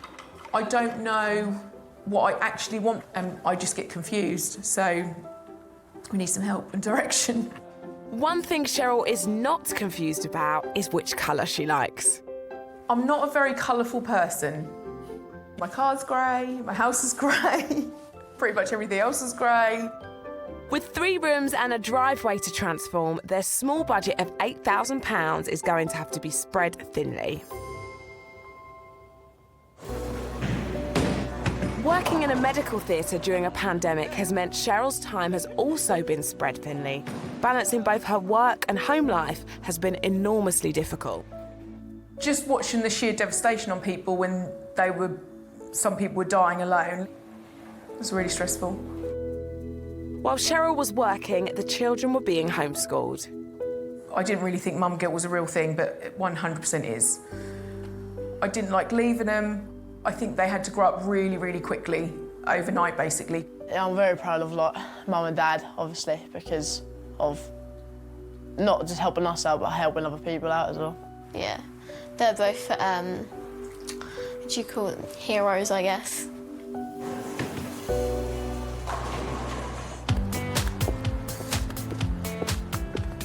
They are both so devoted to the emergency services that they started an extension and have never got round to finishing it. So today, I'm here to give them that little push that they need. This is clearly an unfinished project. The driveway is a building site. If the rest of the house is in this condition, I've worn the wrong boots. Hi! Oh, wow. This is gorgeous. Who did this? Well, I've done the build, actually. I've done... Pretty much everything. So, Paul, you work for the emergency services. Yeah, that's right. You're a fireman. You're also handy. How do you find the time to fit everything in? I don't know, to be honest with you. I work him like a horse. Yeah. I think you enjoy making the home for us and the kids. Just tell me what you want, don't you? Well, I do, but this is the issue. Yeah. I know what I like, but now I've just had enough of it. Well, that's where I can help you. So the problem is... Upstairs. Right. Hiya! Madison. Like every 13-year-old, Madison wants to be 18 and have the cool girl look of a young adult. Following her mum's style, she also wants a grey palette. Why does this room currently not work for you? When I was younger, I loved pink and rose gold, but I'm just getting a bit fed up of it, so I want it a bit more grown up. You've outgrown it? Yeah. Yeah, you want to get a little bit more grown up. You want to get... OK, fine. What do you have in mind? Just slick, grey, dark grey. OK, so you like the sort of monochrome... Yeah. You want a cool bedroom, a cool girl room. Yeah. Fine. Well, hi. Hi, you all right? So what don't you like about this room, Mackay? wallpaper. You don't like it? Nah, No. nah, I don't like it. What do you love? What do you want from this room? I was like, kind of like a older look. You've got like wrappers and stuff like that, haven't you? You've got like the drip as such. So You want a swaggy, drippy bedroom. Yeah. OK. What does that even mean? I don't even know what that means. Don't worry, Mackay, I've got your back. He wants to be a drip king, and this is what's going to happen. In my mind, this should look like a cool trainer boutique. Yeah, exactly. Oh, look at his smile. Got ya. Super drippy. Yeah, because I Super drippy. Don't ever say he doesn't want you to say I don't think he does. He does. Mum, don't ever say that. Cut those words out. Yeah. Oh, wow. This is just as rustic as the driveway up here. Careful. Well, I quite like it, that one. Where are you sleeping? Well, so we're in a spare room at the moment. Obviously, you started working here. Why did you stop? I had the idea of we should do the bedrooms for the kids. We can't have a lovely house and then the kids' bedrooms look like that. So then this stopped because then I was started to think, well, what are we going to do then? Yeah, OK. So putting yourself last. Well, I know you don't see it like that, but that's how I'm seeing it. So this really is a story of two parents that have done everything for their kids and not thought about themselves. Yeah. Well, I mean, we're all guilty of it, but... We did start, and then now I've just lost it. I've sort of done some colour, and then that was it. This is more colour than I thought for you. So are we still into this colour? I like it, but I just... That didn't make me feel like you do. I love the colour, but I just don't know what else to put with it. I think you could go really rich and luxurious in here. I think if you want to keep those tones... That'd be nice. Yeah. Yeah. In terms of furniture, what's important to you in here? I've never had, like, a really nice dressing table or anything. OK. Well, that's about to change. This is so exciting. We are excited to get this done. Yeah, I'm excited. Yeah, I can't wait.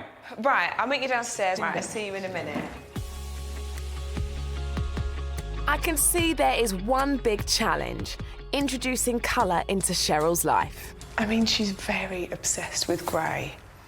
And when I mentioned about the blue in here, Paul said, thank goodness, you know, as if to say, I'm a little bit over grey. So I'm hoping I can present her something she likes, but just gives her a little bit of change. I want to get to know Cheryl a bit better, starting with how working in a hospital during the pandemic affected her and her family.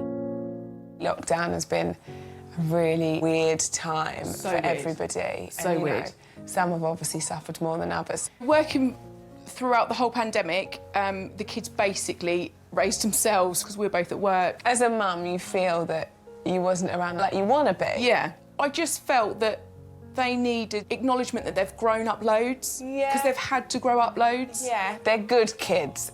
They're, you know. Yeah, and just to appreciate that things like that are huge. Right. Yeah, I could. Because my heart is like so full. Yeah. If I'm honest. Yeah. How incredible for them to see you out there working day in, day out, helping others. Like, the pride I hope so. for your, you know, that your kids will have is immense. Oh my goodness me.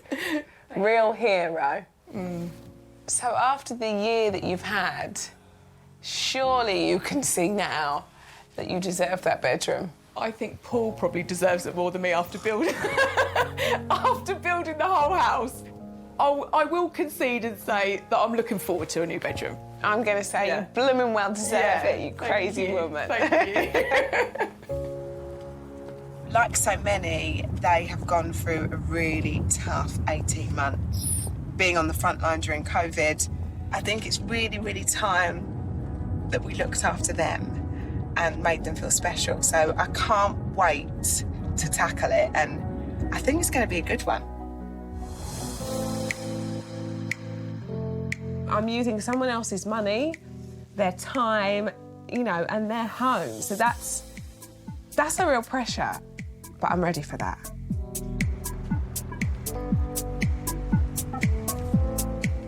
This is a big challenge. 3 bedrooms, 1 driveway, and a client who is wedded to a single colour, grey. I need to visit my mentor, Sally O'Connor, and get her thoughts on how all of this can be achieved on a budget of just £8,000. Cheryl started painting one wall blue. I don't want to lose the blue because I think this is the only chance I've got for a little bit of colour. I actually quite like grey, but I think it's the way that you pair it with other colours. Yes. And the tone of the grey is really, really important. Yeah. Also, there's a small thing of a driveway. Just see it as an extension of the house. The principle is still the same. You want to add some interest. If it's a big driveway, it might be that you create some pathways, use some contrast stones, a little bit of planting. Yeah, I thought maybe a bit of a border, you know. Yes. To help the family understand all the colours and textures I want to introduce into their home, Sally and I are putting together a mood box. To complement their blue wall, my plan includes some panelling in Cheryl and Paul's bedroom. Before I finalise my designs, I want to check in and make sure the family haven't changed their ideas about how they'd like their bedrooms to look. How's it all been going since I last saw you? Anything changed about the bedroom, or are we still all thinking the same vibe? I'm a little bit nervous that you're going to try and instill colour into my life. Well, listen, you kind of had a change of heart with that blue wall. I don't mind it. Okay. I don't mind it at all. I think we should work with that blue. So excited. And I'm excited. See you soon, guys. Take care. Bye. Bye-bye. Bye. Bye. Obviously, Cheryl is still really obsessed with grey. My plan is to run with that blue. Where there is colour in that home, I'm not removing it, that's for sure. There's lots of grey in my home, but there's a design with grey in it, and then there's a grey design. To inspire Cheryl and the rest of the family, I've invited them to this beautiful private home.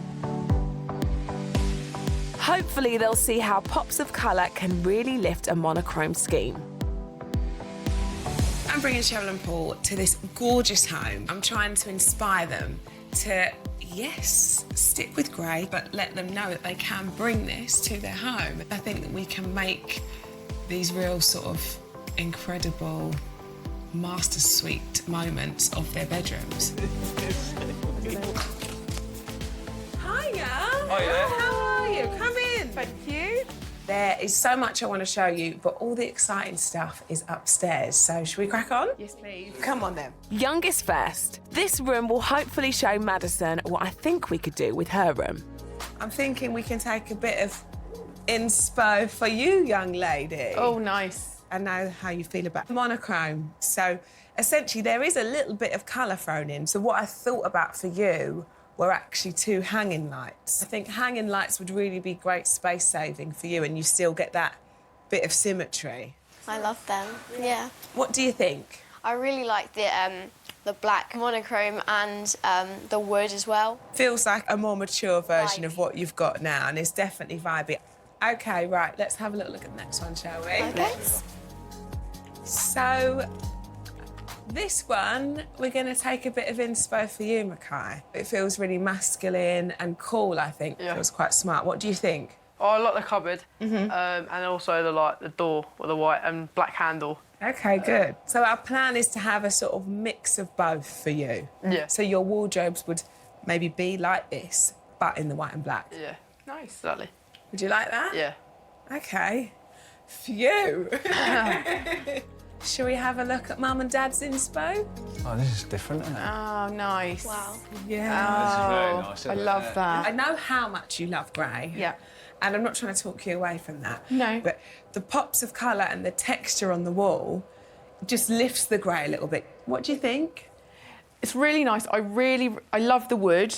I love the panelling. I know you did that blue wall and then you were a little bit like, oh, I'm not so sure of it. But I think, in truth, it will actually work. Yeah. Now they've seen the kind of look I want to achieve, we've reached the moment I worry about the most. Showing the family my designs. And I've got the mood box I put together earlier to show them exactly the colours and textures that I think are right for them. I know how sort of ruthless kids can be. I want to impress them. I feel like they think I'm their cool auntie, so I'm always nervous. And then I open the mood box. I almost don't want to look up because I'm scared of what I'm going to see, if they're going to like it. You know, you can instantly tell by someone's face. Are you ready? Yes. Yeah, super. Grand reveal. Let's do it. Hopefully I can impress Mum and Dad, and that will help with the kids. So I'm going to present my design for their room first. Right, so My design for Cheryl and Paul's room is all about giving it an identity. Painting the wall behind the bed in a deep matte blue with a half wall of panelling will complement all of Cheryl's beloved grey, offset with the existing bed and new wardrobes. We know that you have the blue wall at the minute. I think we should change the tone of the blue slightly, because I think it's the tone that's maybe a little bit bold at the minute. I'm thinking add in the panelling here, which is at quite a low level, but it breaks up that intense colour. What do you think? Do you hate it? My concern is, do you think it might be dated, though, once? Do you know what I mean? I absolutely love it, personally. Yeah. But you're thinking, what, it feels like quite an old school feel? Yeah. Because the rest of my house is quite modern, I You're feel. thinking like old school tongue and groove. Is that what you're thinking? Yeah, with a bit of dado around. That is definitely where this isn't where we're headed. Obviously, this is an illustration, I might add, and I'll show you some samples of what I'm thinking. But no, I don't think it's dated at all. I think it's quite nice, but as soon as I see it, I thought, you're not going to like that. No, I did. But I think I can see it, and I actually think that will look really smart. Let's have a little look at the rest of the room. Essentially, these will be off-the-shelf wardrobes, and we're going to try and wing it and do a few little hacks to make them look like it's bespoke joinery, right? So I'm thinking we can make it look like it isn't flat pack. Yeah. Just live with it for a bit, and, we can come up with other options if you don't feel comfortable. I feel like you're not being honest with me. No, I genuinely am. Yeah? I genuinely am. I don't not feel comfortable, so I think... You're worried about it. I can tell. 100% you're worried about it. You are worried about it. I feel like I know you now. We're friends, you're worried. Tell me what you're worried about. No, I'm just worried that it will be dated quite quickly. That's my concern. What, the panelling? Yes. OK. You definitely need to see some bits and pieces, because I'm with you on it. I think that will look fantastic. I mean, that old school, and I can picture it, and I can picture it in a bathroom. I know what you mean. Piney, with the pine, and it's not...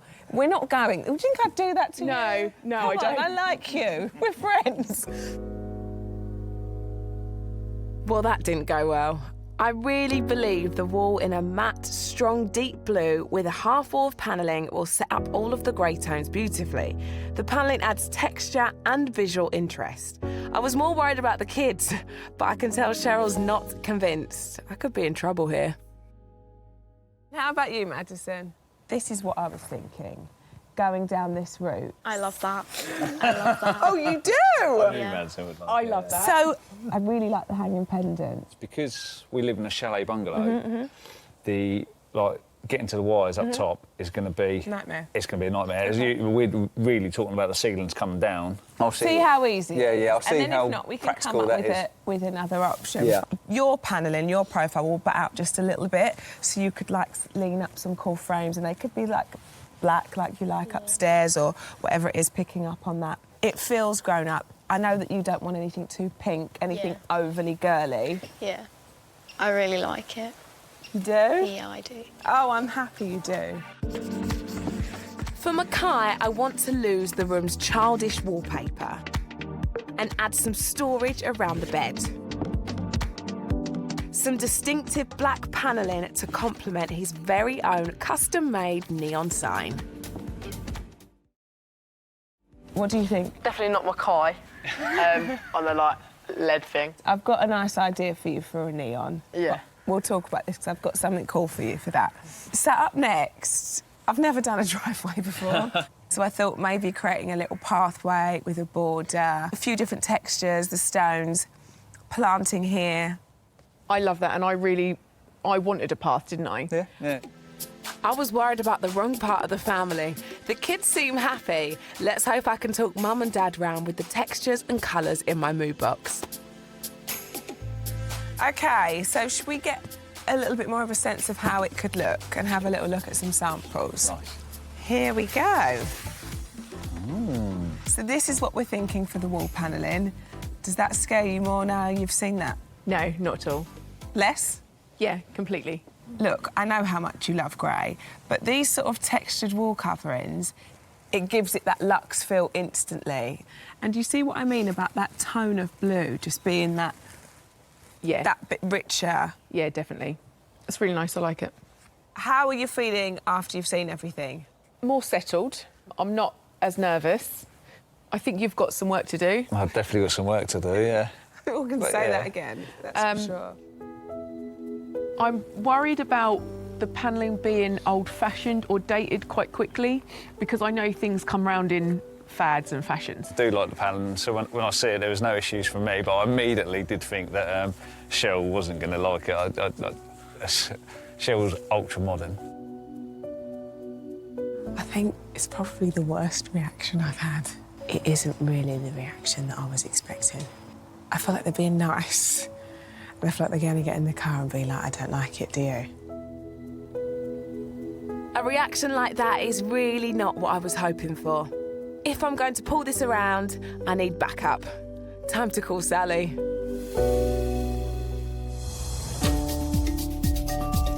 I'm working with Cheryl, Paul and their kids to update their Ipswich home. But Cheryl's response to my idea for her bedroom was the worst I've had so far. Time to check in with my mentor, Sally, for some advice. The only thing that I find hard is that when you think something is really right for someone and they don't look convinced. You just can't lose sleep over that. Pick your battles, girl. Look at the bigger picture. I mean, I'm a marriage counsellor, I'm a friend, I'm an aunt to most of my clients, but I adore it, and I think immerse yourself. So, Cheryl and Paul, there's this panelled element that I love.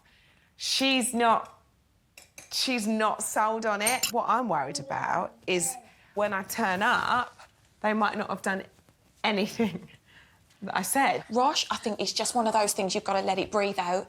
If they do exactly what I proposed, which, you know, is what I think is amazing, and they don't like it, how do I try not to be offended? Because I'll be devastated. But that passion combined with your talent for interiors, which is natural within you, you're not going to go wrong. Oh, I hope Enjoy so. it. At least the driveway isn't going to cause me any heartache, and Paul's wasting no time. So what have you been doing today then, Dad? I've been laying this up today, so getting the halfway in, up to the front door, and that's the main sort of parking area there. I'll obviously do that, get that sort of all laid up tomorrow. It's going quite well. It's not the driveway, but the colour of her bedroom wall that's on Cheryl's mind. I've deepened the tone and changed the finish of the blue wall, but my client is still not convinced. Now it's matte, it really does look different. And I never actually thought that having a different finish on a paint would change the colour that much, and it actually does. But will that change help Cheryl overcome her fear of anything that isn't grey? Meanwhile, in Mackay's room, Paul cracks on fitting the wardrobes. If my measurements are all good, this should go together like a normal flat pack unit would. There you are. That's not bad.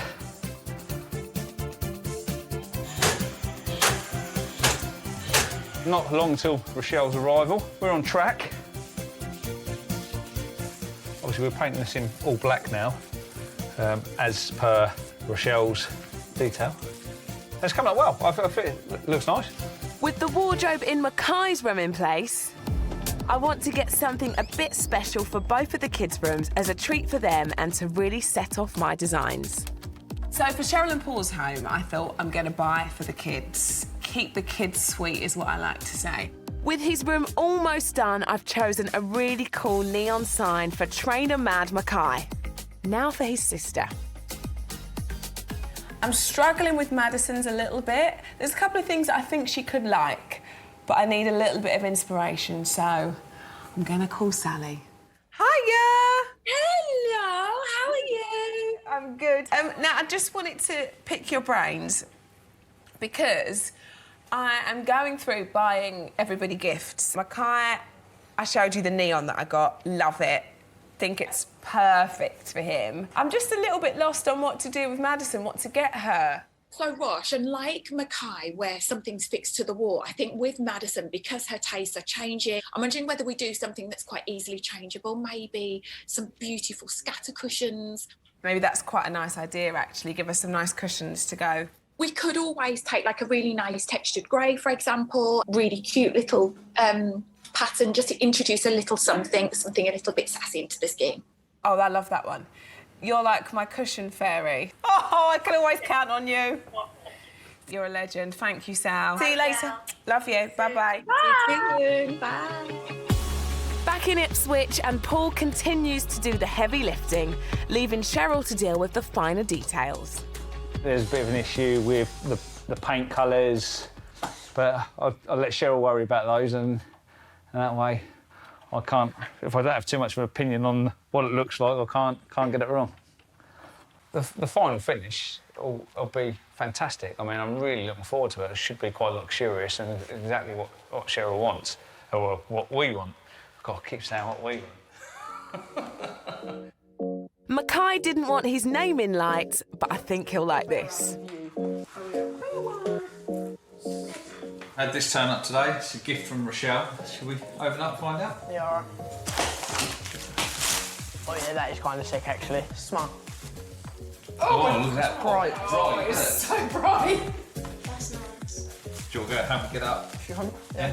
Come then. It's light the whole room up. And the world bright this light.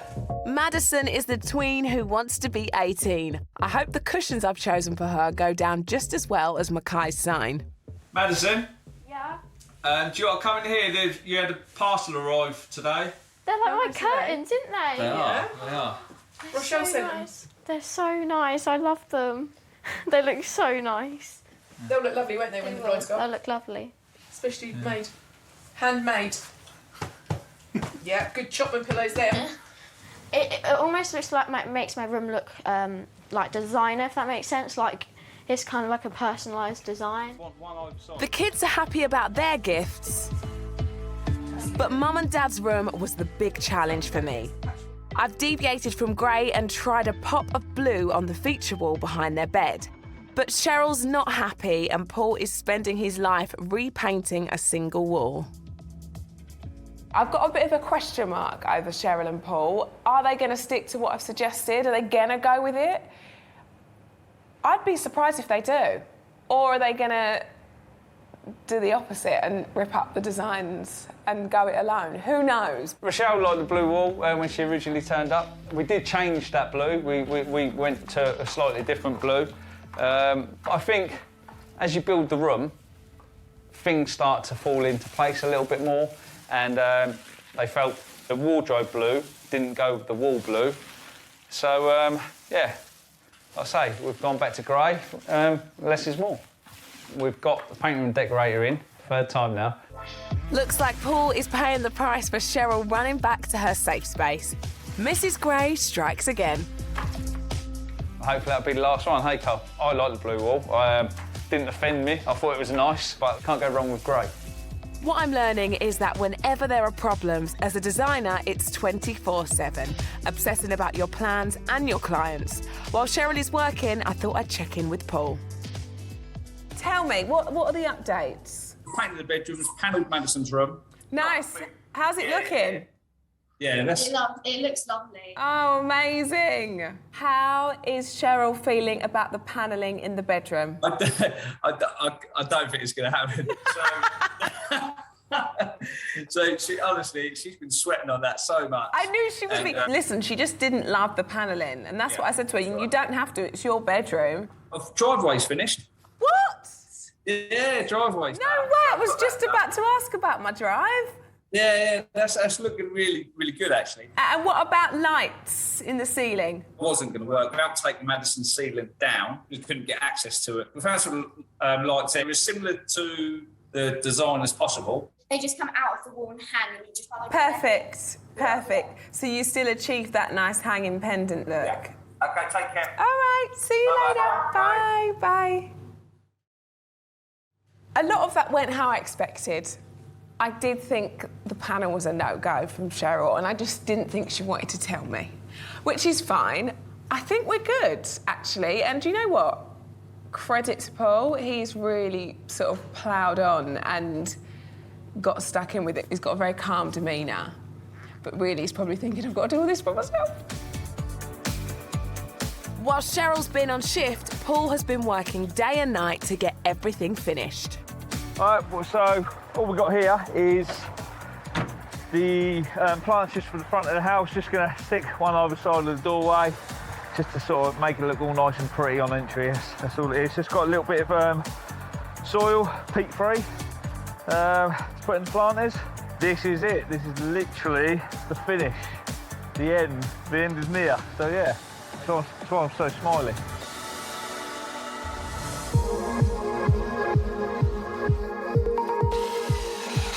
Have my designs danced or died? Have Cheryl and Paul done any of the things I suggested, or have they bottled going blue and retreated to monochrome? It's time to find out. So I am just on my way to Cheryl and Paul's house. I really liked my design for the bedrooms. So did the kids, and so did Paul. I sensed a bit of resistance from Cheryl. She didn't like the panelling I suggested for their bedroom. She didn't think it was modern enough. I still really believe in it, and I think it will work really, really well for them. I have no idea if they've done it or not, or if they've stuck to my design whatsoever. I actually really have no idea what I'm about to walk into. Feeling super confident because I know Paul's done an amazing job, and I think that she'll be really pleased. Been a few changes, obviously, to what was on the plans. It's too late, she doesn't like it now. We're not changing anything now. Before, the driveway looked like a building site, but now coloured stone makes a pathway into a perfect introduction to their home. So far, so good.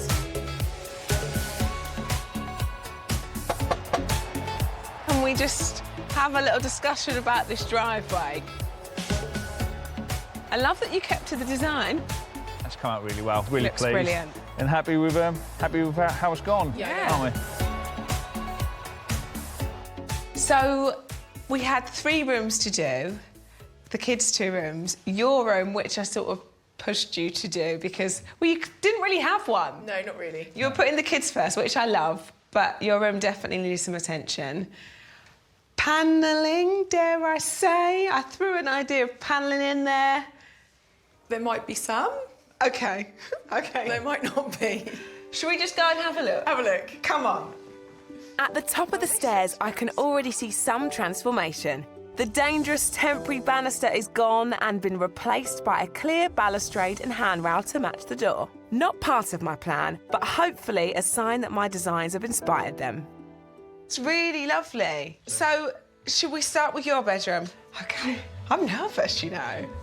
Madison is only 13, but wanted a room for a young woman in, you guessed it, grey. I really hope my design has nailed that for her. Oh my gosh. Well, this looks good, doesn't it? It's amazing. Sorry, I'm taking everything in. Rose pink has been replaced by a more sophisticated grey. And while Paul couldn't install the hanging lights, his clever alternative fits my design perfectly.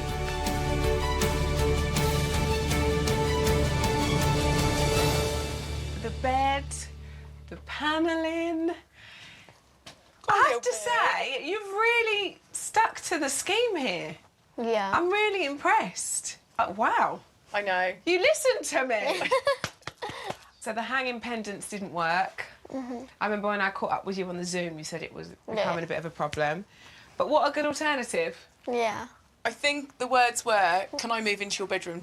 I think might have come out of my mouth. Oh, really? Yeah, I do. I really like it. I did have a little tear, genuinely. A good tear? Yeah. A happy tear? Yeah. Because it just looks amazing. I think it's nice. It's so gorgeous, guys. I love it. So good.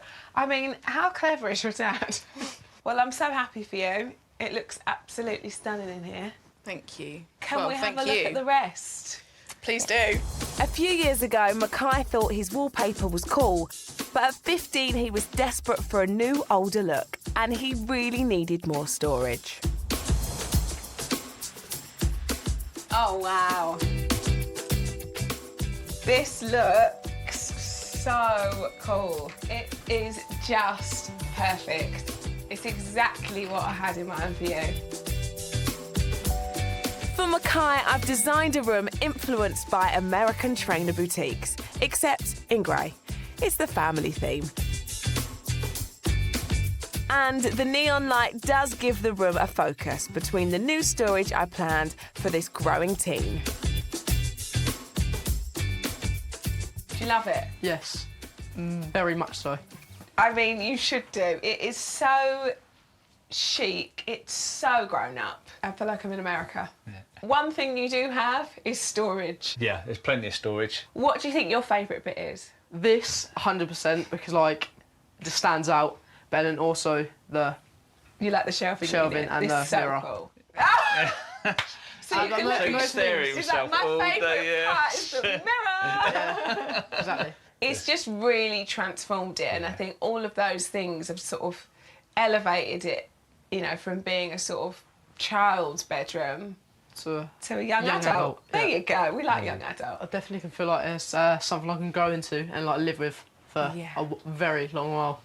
Yeah, well, I'm very happy with it. Well, we've saved the best till last because this is probably the room that I'm the most nervous about. Should we have a little look in the master bedroom? Let's go take a look, yeah. Have we saved the best till last? Gulp. I don't know. I don't know. Let's go take a look. Only 15 weeks ago, Paul and Cheryl's room was a blank canvas. Now it's the space I'm most nervous about. When I first visited, all they'd done was paint a wall. It was a room used for storage and not for them to sleep in. Oh my gosh. Yeah. This looks so different. A little bit. Changed. A little bit? Are you joking me? It's changed from a shell. Well, you can't win them all.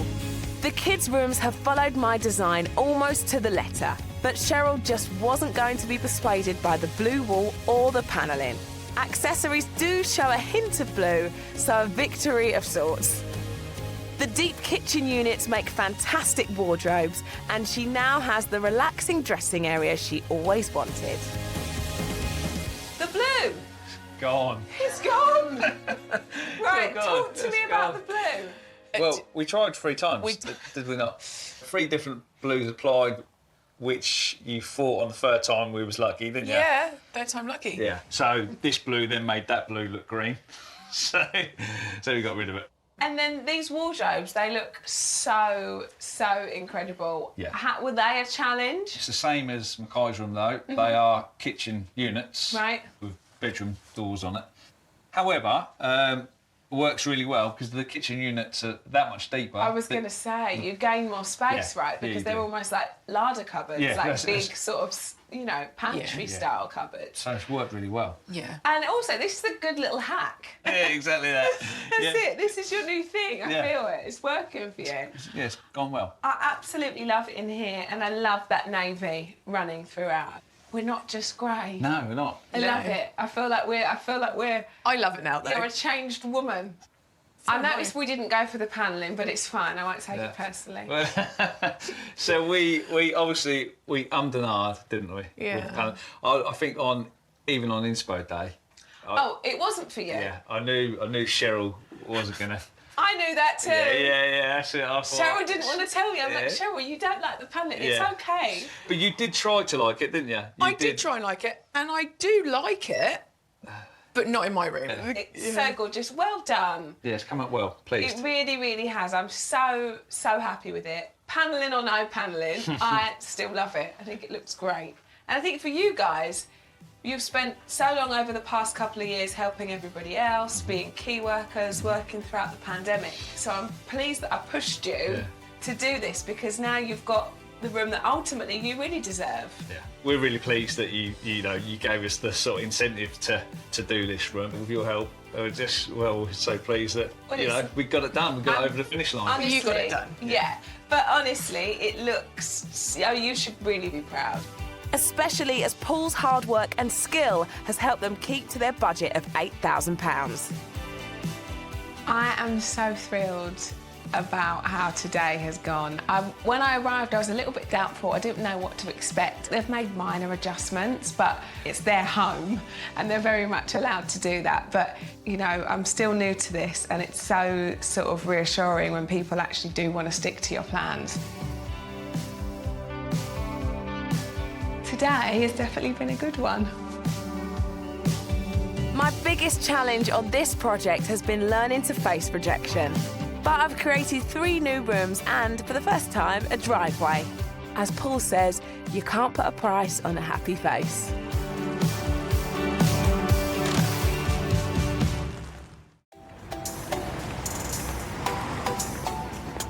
Ever since I was a little girl, I've been obsessed with interior design and always thought it could be an alternative career.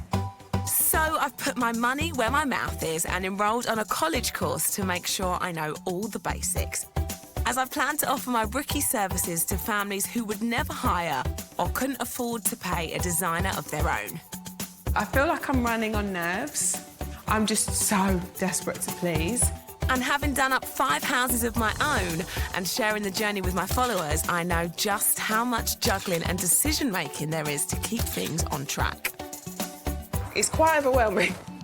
I'm going to be stepping away from my usual place of work, the comfort of a warm TV studio, to take on the role of interior designer. Hiya. Hi. How are you? I feel surprisingly comfortable. Are these for me? Oh my goodness, you've won me over already.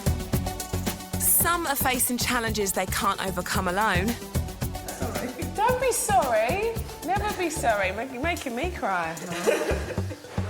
To solve their design dilemmas, I'll develop and pitch my own creative ideas using a 3-dimensional interactive mood box. Then I'll celebrate with them when their builds are going well. I can't believe this was a garage 6 or 7 weeks ago. And be a guiding hand and a shoulder to cry on when they're not.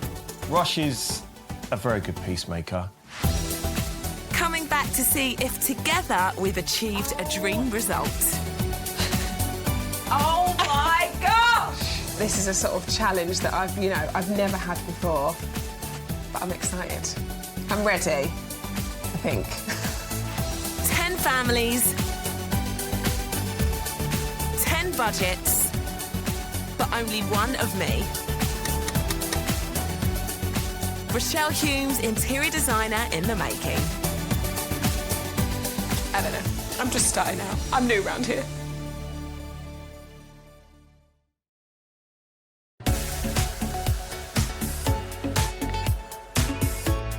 Look, I get excited, I get carried away. Interior design is my passion. If I see something that I'm like, we need this is amazing. Yeah. So we'll eat up the budget on this and we'll make it up somewhere else down the line. I can't really do that. It's somebody else's money, hard-earned money, and that is something I'm not going to take lightly.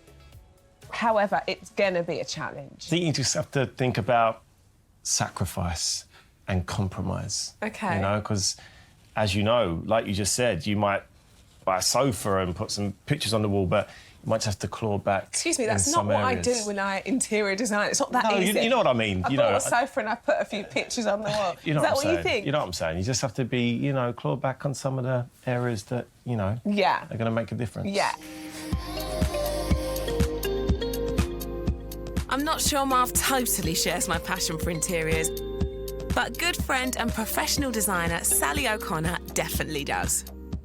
So I just need to be a sponge and take as much as I can from you. Now I'm officially an interior designer. I'm like channeling my inner Sally. You will very quickly feel overwhelmed when you've done your recce's, you've met the families, you've looked at the homes. My biggest piece of advice to start with is as soon as you get to their house, is use your mouth and your ears in proportion to each other. Just listen, listen, listen. Because ultimately, design is really just about the brief. So, armed with limited training, a love of all things interior design, and tons of support, I'm ready to offer my novice skills for free to a family who are all out of ideas.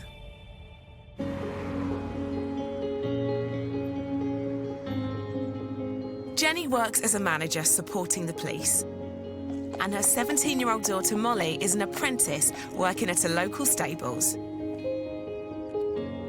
They recently moved to a new house in Essex with their dog Rosie after going through a bit of a tough time.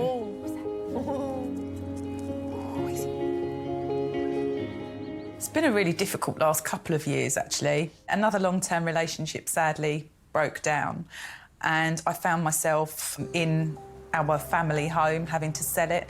My partner had left and it was just me and Molly, so that was quite heartbreaking, actually.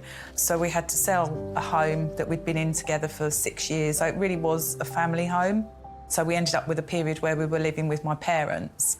Molly, I think, found it a little bit difficult because my mum and dad are stricter than I am, and it's totally different dynamics from just having the three of us. And the mother comes out in you and you just start to think, actually, I've got to look after my daughter, she's my priority. So started looking for a house. And she succeeded. But the garden is a grey, uninspiring space with a garage taking up loads of room. And the conservatory is more storage space than relaxing haven. Lockdown has highlighted how much I want the garden done. I need to use the garden quite a lot for my mental health. I find it really important to be outside in the evening. The garden for me now is a huge source of frustration. It's like not very modern, it's very dull. It's not very inviting and it's not very peaceful when you're sitting out there. We want totally two different things from the garden. She wants a party garden with a bar. I want a haven, you know, peace and tranquility. And there is an age gap, isn't there? Oh, yeah, so and of course there is an age gap, yeah. And step one in every challenge I take on is see the problem spaces for yourself. I'm just on my way to meet Jenny and Molly. Now, Jenny has had a bit of a rough 18 months, to be honest. She has ended her relationship, which meant that she had to move out of the family home and get settled in somewhere completely new. She's done that, however, her outdoor space is not what she wants it to be, so she wants to completely redo her garden, which is great, but I've not done a garden for a client before, so this is definitely going to be a first. And in the last few years, we've all learned how valuable outdoor spaces are for our well-being. The issue is the garden. OK. So that's my haven. So through lockdown, I've been working from home. Right. And my escape is outside in the garden. Yeah. And it's like a concrete jungle for me. It's not very calming. I want to go out there and sit and relax. Right. I want it to be quite a sociable garden. OK. And I'm quite embarrassed of the way it looks at the moment because it's not me. I'm quite a tidy person. Yeah, so you need it all to sort of flow through and flow out that way. Absolutely. OK. Yeah. Should we have a little look at it? Yeah. OK. Brace yourself. After you. What doesn't work for you at the minute? OK, so that doesn't work for me, the garage. Right. So I'd like to take that down. So I want some colour in here, I want some grass. It feels a bit like a concrete jungle at the moment. Yeah. There's lots of stones. Yeah, you could do with some green, couldn't you, around here? Yeah. Do you know what I think? Getting rid of that garage sort of shed area will really, really open it up. I think you're just sort of eating into your space there, really, aren't you? Yeah. The hot tub area, we could make quite a feature of this. Do you use it a lot? Yeah. Yeah, OK, so we could make it have its own little area, you know? I really want like some sort of bar because I turn 18 in February, so go on, girl. I'd really like some sort of bar in the garden. Yeah, and that's something you could really use together, isn't it? Or maybe something that like a poolside bar, but like for a hot tub, maybe. Oh my goodness, maybe. She's got it all going on. I like this. OK, so she basically just wants to lean out of the hot tub and pick up a girl after my own heart. OK. Have you decided what you're doing with this room yet? No. I mean, to be honest, at the moment, because the kitchen's quite small, I'm using half of it as a utility room. Right, so can we have a little look in here? Yeah, so absolutely. I can just size up the space. Yeah, I can see that this is that room that's just become a little bit of everything. Yeah. You've got your gym area, your fridge, your utility, your lounge. Yeah. So what sort of thing do you imagine for in here? Similar to what's inside in the lounge, you know, quite clean, light colours. Yeah. Nothing too out there. Yeah. But yeah, just quite clean, really. Like somewhere quite serene and chill. Yeah. I feel like you need this sort of space for your downtime. Yeah. An extension of the garden, but also it's like an through. in-between room, isn't it? Yeah. One of the main goals of any good interior designer is to help their clients live a better quality of life. And if I'm going to do this for Jenny and Molly, I'm going to have to learn more about them. So, away from your mum, tell me how these past couple of years have been for her. They've been really tough. She's not been herself at all. She's not been happy. I can just see it all the time. Like, now, where she's not with anybody and she's on her own and it's just us, I can tell, like, she's coming back. Really? Like, her true self is coming back and she's starting to find herself again. She hasn't been seeing her friends as much as she used to and as much as she likes to. When this is done, obviously, she'll be more happy to get them round, socialise, have parties, enjoy herself a bit more. I think that would be really nice for her. Yeah, exactly, Yeah, I think this will be so nice for her and just to sort of get that life back that she's, I suppose, was missing for so long. Yeah, and she deserves it after everything she's been through. Yeah. I can really feel what getting this design right would mean for them. My mind is buzzing with ideas, but to achieve them, I need to ensure I design within budget. How much money are you looking at to do this space? So we're looking at 6,000, could push it to 7 or 8 if need be. OK. But I'm conscious, you know, that I want to make sure I'm managing my finances. Yeah. I'm very lucky, I've got a great network of friends. And so the building side of things, that sort of stuff will be taken care of relatively cheaply. I mean, there's a lot to do, so I think it would be tight, but I think a lot of that would be eaten up by the labour. A few favours here and there. I think that will really, really help. Yeah. You know, I think it's going to be a stretch, I think, to meet the 6,000, but we will definitely do it, and I'll make every pound count. So this will be my first garden project that isn't for myself, so I'm actually really excited to get stuck in and do something a little bit different. They've scheduled 11 weeks and budgeted £6,000 to transform their lifeless square into a haven for Jenny that's simultaneously a party space for Molly. But I'm also wondering if the boundary between the house and garden could flow better. To add that softness to a garden, you need plants. So I think we just have to be clever and be smart. I mean, you could spend £6,000 on plants, that's the reality. I wasn't concerned, but now the more I'm talking about it and the more I'm looking around and the more things I'm listing, I don't think £6,000. She said we could push it a little bit more, but I was hoping for like 10.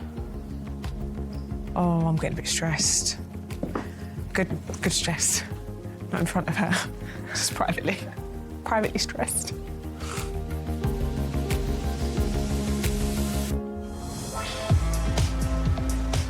What a brilliant duo Jenny and Molly are.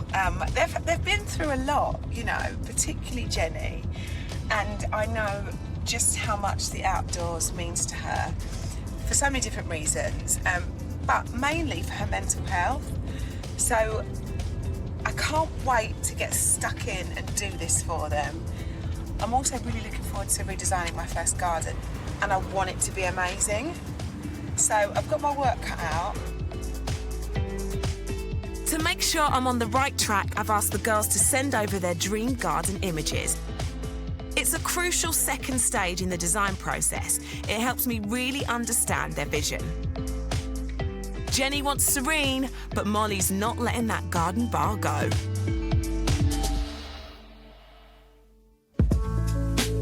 I've heard on the grapevine that work has already started in the garden. Hiya. Hello, how are you? Good, thank you. How have you been?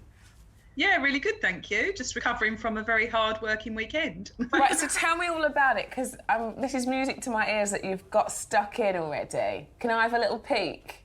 Yeah, so it looks so much bigger already. Can you see? Oh, wow. The garage is gone.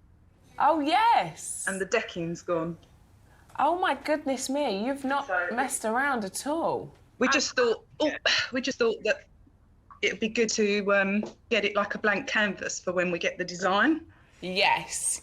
Well, that's definitely the best thing to do. I can't believe how big it looks already. I think it's going to be lovely out there. We just need to make sure we're really trying to use that budget carefully. Molly and I are quite happy to get stuck in ourselves as well. So the more we do, the less we have to pay for other people as well. Absolutely that. Good. I love it. Independent women. Yeah, absolutely. Why not? Take care. Bye. Bye. It's great that labour costs will come down, but there's still a conflict at the heart of this brief. Molly would love an outdoor bar, but Jenny needs her tranquil space too. As I dig into the detail, the answer is zoning, but that could involve a total rebuild of the garden. So I'm heading into town to meet my friend and mentor, Sally O'Connor. There must be cost-effective ways to complete my design. Here's the thing, Sal, the budget is tight. I'm not going to lie, it's literally making every penny count here. I'm just looking at moving the areas and giving them more space and actually making the garden really zonal so that Jenny can enjoy her space if she wants to chill of an evening, but Molly can be at the other side of the garden with her friends. And you can do that with things like the planting, the different finishes on the floor. It doesn't necessarily need to be, we're going to put up a fence or trellis in to you know, we can define this with the greenery, with, you know, if you have a cosy seating area, pop some rugs underneath, throw some cushions on there. That gives Jenny her relaxation space, whilst, you know, it might be on the other side of the garden is the party space that maybe is a little bit more private. I think budget is a big... Gardens notoriously end up costing more than anybody expects. You think, oh, a little bit of lawn, you know.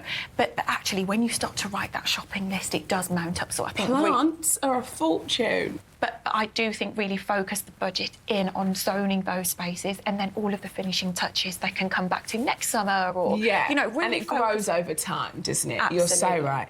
With the conservatory space, they've got these really sort of dated, almost terracotta tiles going on. So the budget isn't there to rip those out and lay a new floor, but I thought if we get a nice vinyl or something to pop over the top. You can maybe get one that looks like a timber or a stone. There are lots of different options. Something a little bit light, like this sort of feel for them, I think. But yeah, ultimately for that space, I think just keep it really neutral. There's not the money to play with. I think we'll keep their existing sofa, perhaps dress it with some new cushions. I think we just have to keep it minimal because the garden is the focus and the budget isn't going to allow us to go crazy. Sally and I are putting a mood box together for Jenny and Molly. This tactile interior design tool allows clients to see and handle textures, fabrics and materials that are being suggested for their particular space.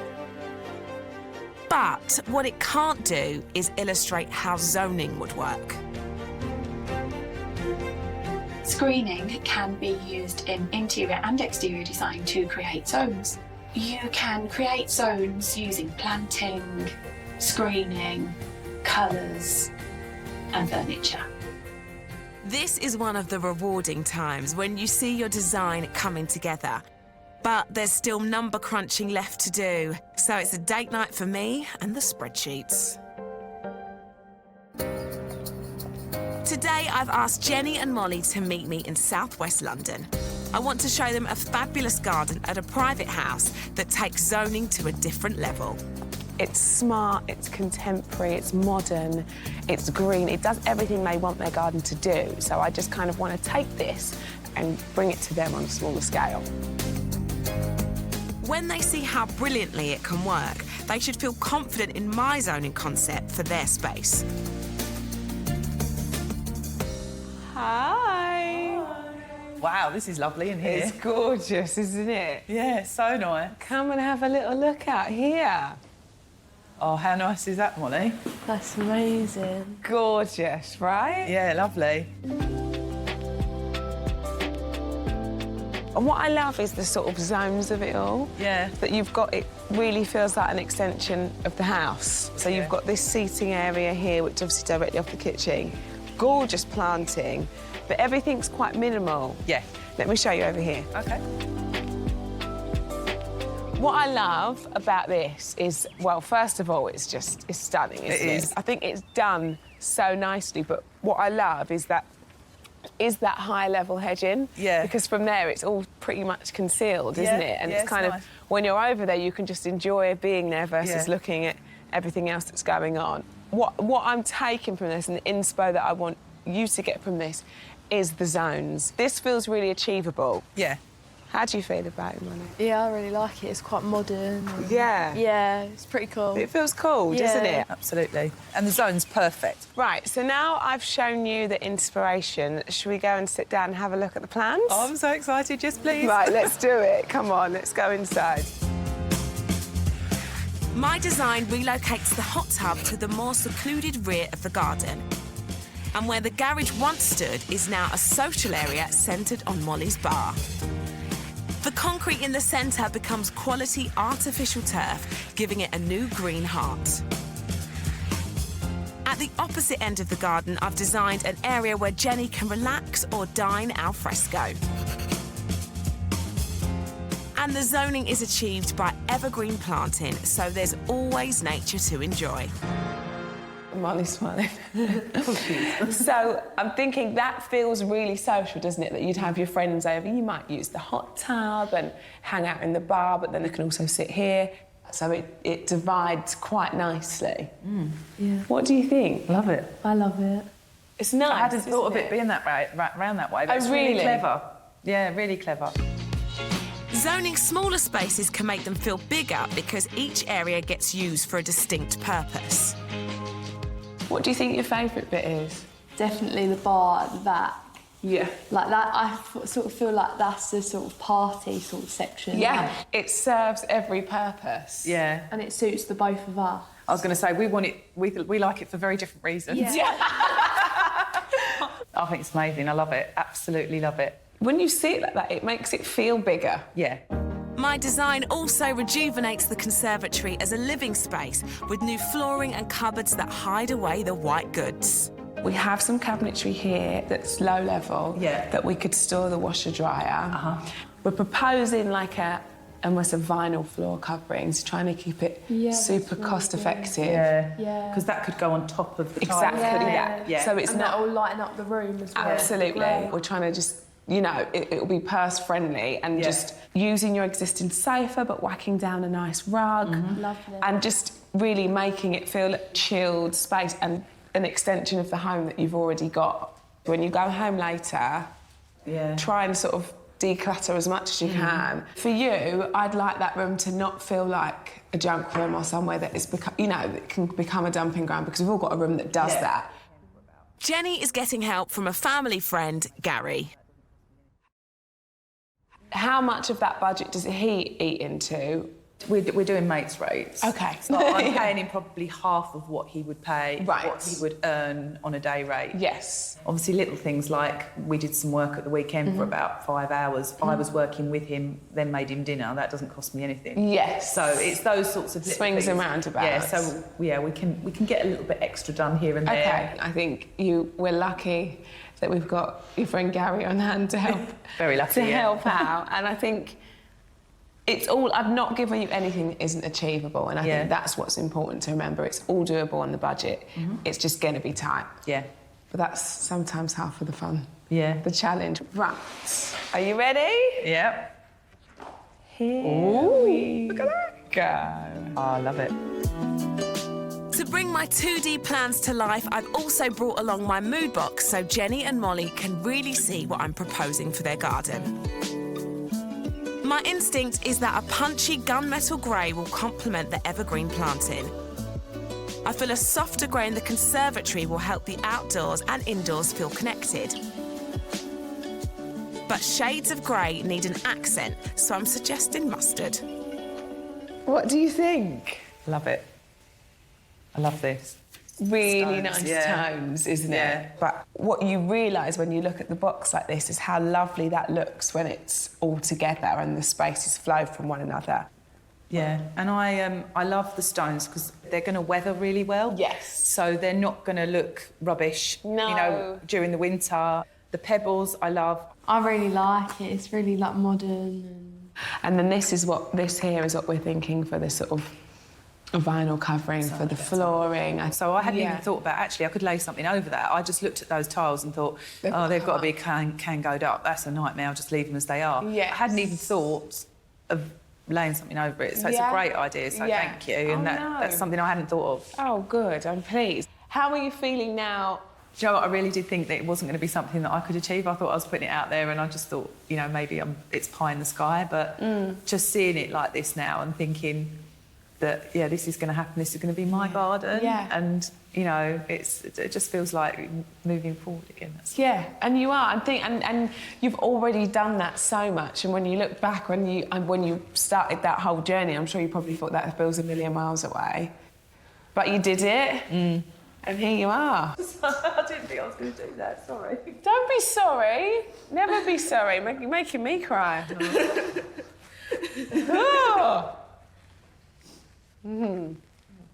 Molly's the only cool one. Yeah, she is. We're both the hormonal mothers over here. I know, my goodness me. Wowza. Right, I'm shutting the box. I think ultimately that went really, really well. It got a bit emotional. But the most important thing is that Jenny and Molly are really happy with the designs. They're happy, I'm happy. The reason I got upset and emotional was because it's so doable, it's so achievable, and to have a look like that on the budget that I've got, I didn't think we would be able to achieve. I was sort of dreading the chat, dreading sort of saying, you need to have a clear out, because it feels really rude. But we're all on the same page. We'll do a happy dance on the way home. For Jenny and Molly's Essex garden, I've designed a series of interlocking zones for hot tub evenings, Molly's party space and bar, and an artificial lawn, plus an area for Jenny to either unwind or eat outdoors. Family friend Gary is volunteering his labour. Jenny's aim is to use the money saved on revamping the conservatory. Jenny and Molly, the first garden, other than my own, I've ever designed, which is a big one for me. And I've really tried to make sure that every pound is working out in the best way possible for them. It's a big job and it's a big ask for not a lot of money. I'm hoping that we make it work.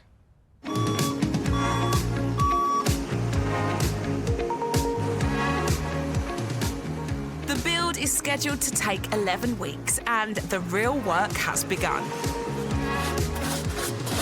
Have I missed a bit? No, up top right. And this is Gary, the mates rate builder. To keep her costs properly fastened down, Jenny will also be helping.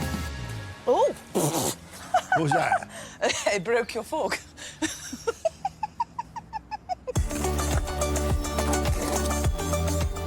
I've also tasked Jenny with repurposing as much as possible to save money.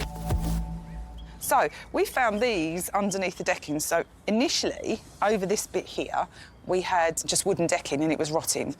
But there was a whole load of block paving underneath there. So then we're recycling that, and that's what's given us the extra to be able to do the whole of the back area. And then we've got more sand there, again, which we're recycling, which Gary's using in the cement that he's putting the sleepers down with.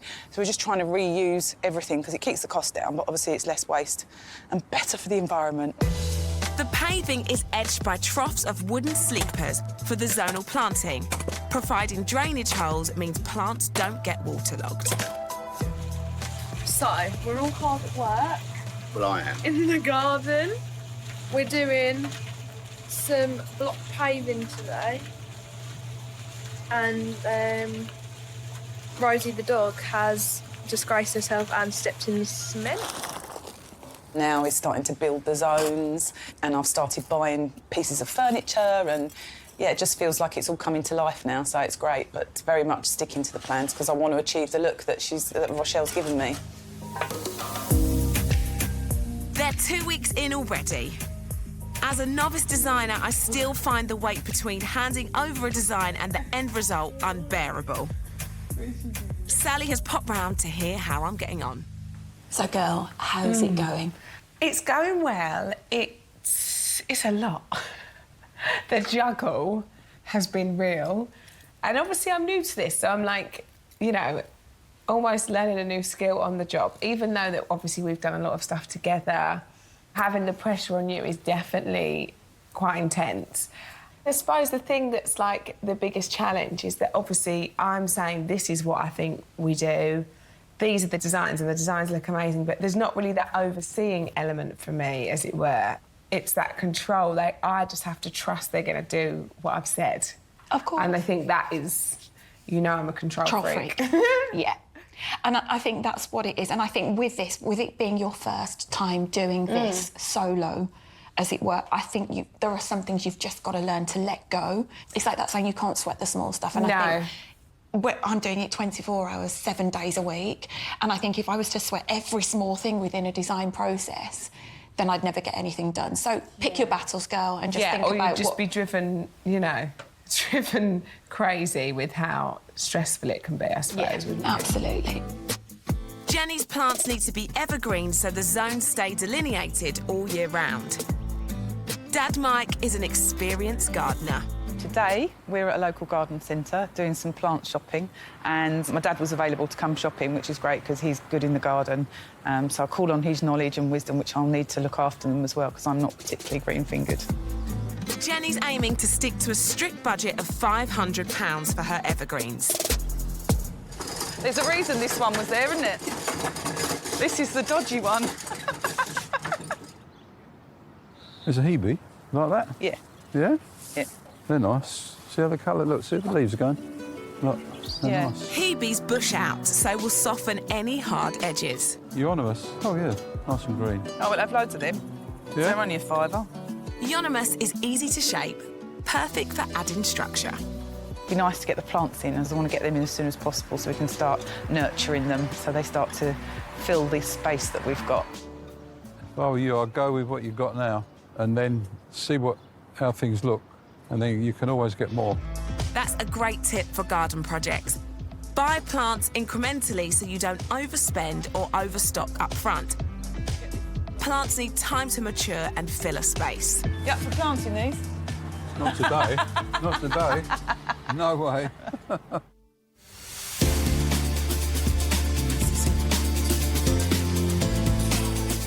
By saving and recycling, Jenny's got £1,200 to spend on the conservatory.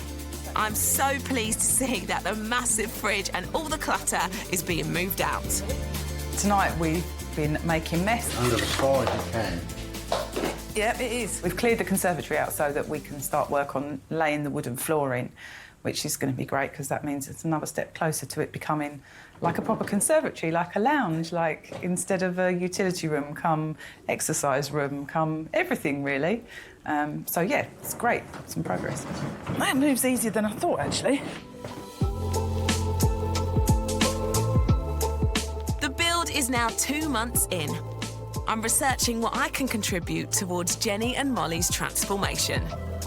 I want it to get them something that will last them a long time, that will grow with time, and they'll always think of me. So I feel the perfect present for them is obviously something green. Greenery is what their garden is missing currently. And I found a gorgeous little olive tree. It's going to start out quite diddy, but over the years it will grow really, really nicely. And I feel that Jenny will really enjoy taking care of it. There's a week till the end of the build. The girls have gone with my suggestion of gunmetal grey for the fencing. I find grey recedes into the background, making any space more restful. I've got a week off work, so I'm out here helping Gary most days. I really do like getting stuck in, getting dirty and helping out because then I feel like once I look at the garden, once it's finished, that I feel like I'll be like, oh, I did that, or oh, that was my work. The next step is making sure we finish on time. The deadline's not far away now, so we really do need to crack on. Jenny's laying a patch of artificial grass, but there's a problem. We ordered 4x5. This looks like it's 4x4, doesn't it, Gary? The grass is square, and obviously the space is slightly different from a square shape. We don't have enough grass. In Essex, Jenny and her builder Gary have been sent an incorrectly sized patch of artificial turf. But there's no time to send it back. Right. So, does that mean that we'll have to have a join? Yeah, we'll have to spin it round. Right. Yeah, and then I can put the join over these ends, because they're your joiners. Right. And Jenny's added a confident flourish of her own. Really starting to come together now. A few extra touches like the trellis, which hopefully will be well received. And, yeah, cracking on now. It's just sort of the end and a bit of a rush to get everything done, but it's brought it all to life all of a sudden. I'm really excited for Rosh to see the garden. It's been tight on the deadline, but I think we've done a good job. We're happy with it. I really hope she is too. So I've just arrived at Jenny and Molly's to see my first ever garden design in action. I'm excited, I'm nervous. They loved the plan, but the question is, Could they stick to it on the budget they had? There wasn't a lot of money, there was a lot to do, and to be honest, I've got no idea as to what's been achieved. After nearly 3 months, I finally get to see if my design has been a success. Hello! How are you? Thank you very much. How you? Well, I am so excited. How has it been? Brilliant. I'm so excited for you to see it. Well, I've noticed that the fridge has made its way into here, which makes me very happy. It will go where you're standing eventually. Right. So it will form part of the kitchen. So we'll get it out of the dining room, but one plan at a time. OK. Well, it's out, so I'm pleased. Yeah. Can I have a look? Yeah. I can't wait anymore. Yeah. Show me. Come on, let's go. Before the conservatory was a dumping room. Part gym, part utility, part lounge. And the clutter only caused Jenny stress. Oh, my word. Oh, my gosh. It's now a room in its own right. The old drab tiles have been covered by a soft grey modern vinyl. Sleek cupboards hide the washing machines, providing more space for comfy seating. The neutral tones create a calming, light palette, punctuated by mustard cushions for that pop of colour. Different, huh? This looks so... I'm not even looking at the garden yet because I need to take all this in.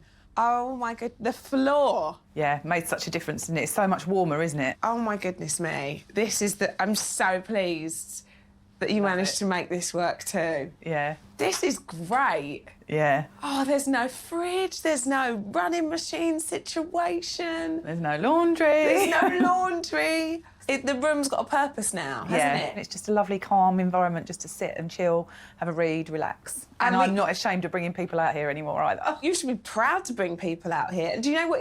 It's kind of nice because you've just got a real nice flow now. So let's talk about this joinery here because it's really satisfying, mate. Not only does it visually look like a really nice sideboard and it's styled gorgeously, I might add. Tell me what you've actually got in here. So in there I've got my washing machine, tumble dryer, so it's all hidden. Nobody would ever know. How brilliant is that? Like, you've got a gorgeous conservatory space, but actually super functional. Made such a difference. What I love is that it's very to my plan. I loved it so much. There was nothing I wanted to change. I loved the colour scheme. I wanted to make it look like the visual that you'd given me, and the mood board helped with that. And so really it was like, if I stick to this, this is what I can have, so why would I want to change it? Because I'd seen the vision. Oh, well, I'm so pleased you did, and I love the mustard. It's good, isn't it? Yeah, and I'm so pleased that you went with that because it really does give it that brightness and that warmth, which I think just creates a bit more interest when you've got a lot of grey. Absolutely. So it just breaks it up really, really nicely. Well, you've very much nailed this room, and I can't help but keep looking outside. So can we get out there and have a look? Absolutely. Come. Let's go. Before, this was a colourless outdoor space. A garden with too little greenery and disjointed areas. It felt dreary and unwelcoming. Oh, my goodness me. Now the garden is a harmonious space with defined zones creating a dining area, a private space for the hot tub, plus Molly's bar complete with chilled-out seating. The zones have been created by recycled and contrasting flooring divided by low-level planting. Gunmetal grey painted fencing set against the clean white of the pebbles accentuates the green of the planting and lawn. Finally, the space has colour. Well, there's just too much to take in here. How brilliant does this look? It's amazing, isn't it? Do you love it? I love it so much. I am just so happy with how this has turned out for you. Like, the new configuration of how everything is just works so well. Like, last time it was just very concrete jungle, wasn't it? Yeah. It just looks so chic and so to the plan.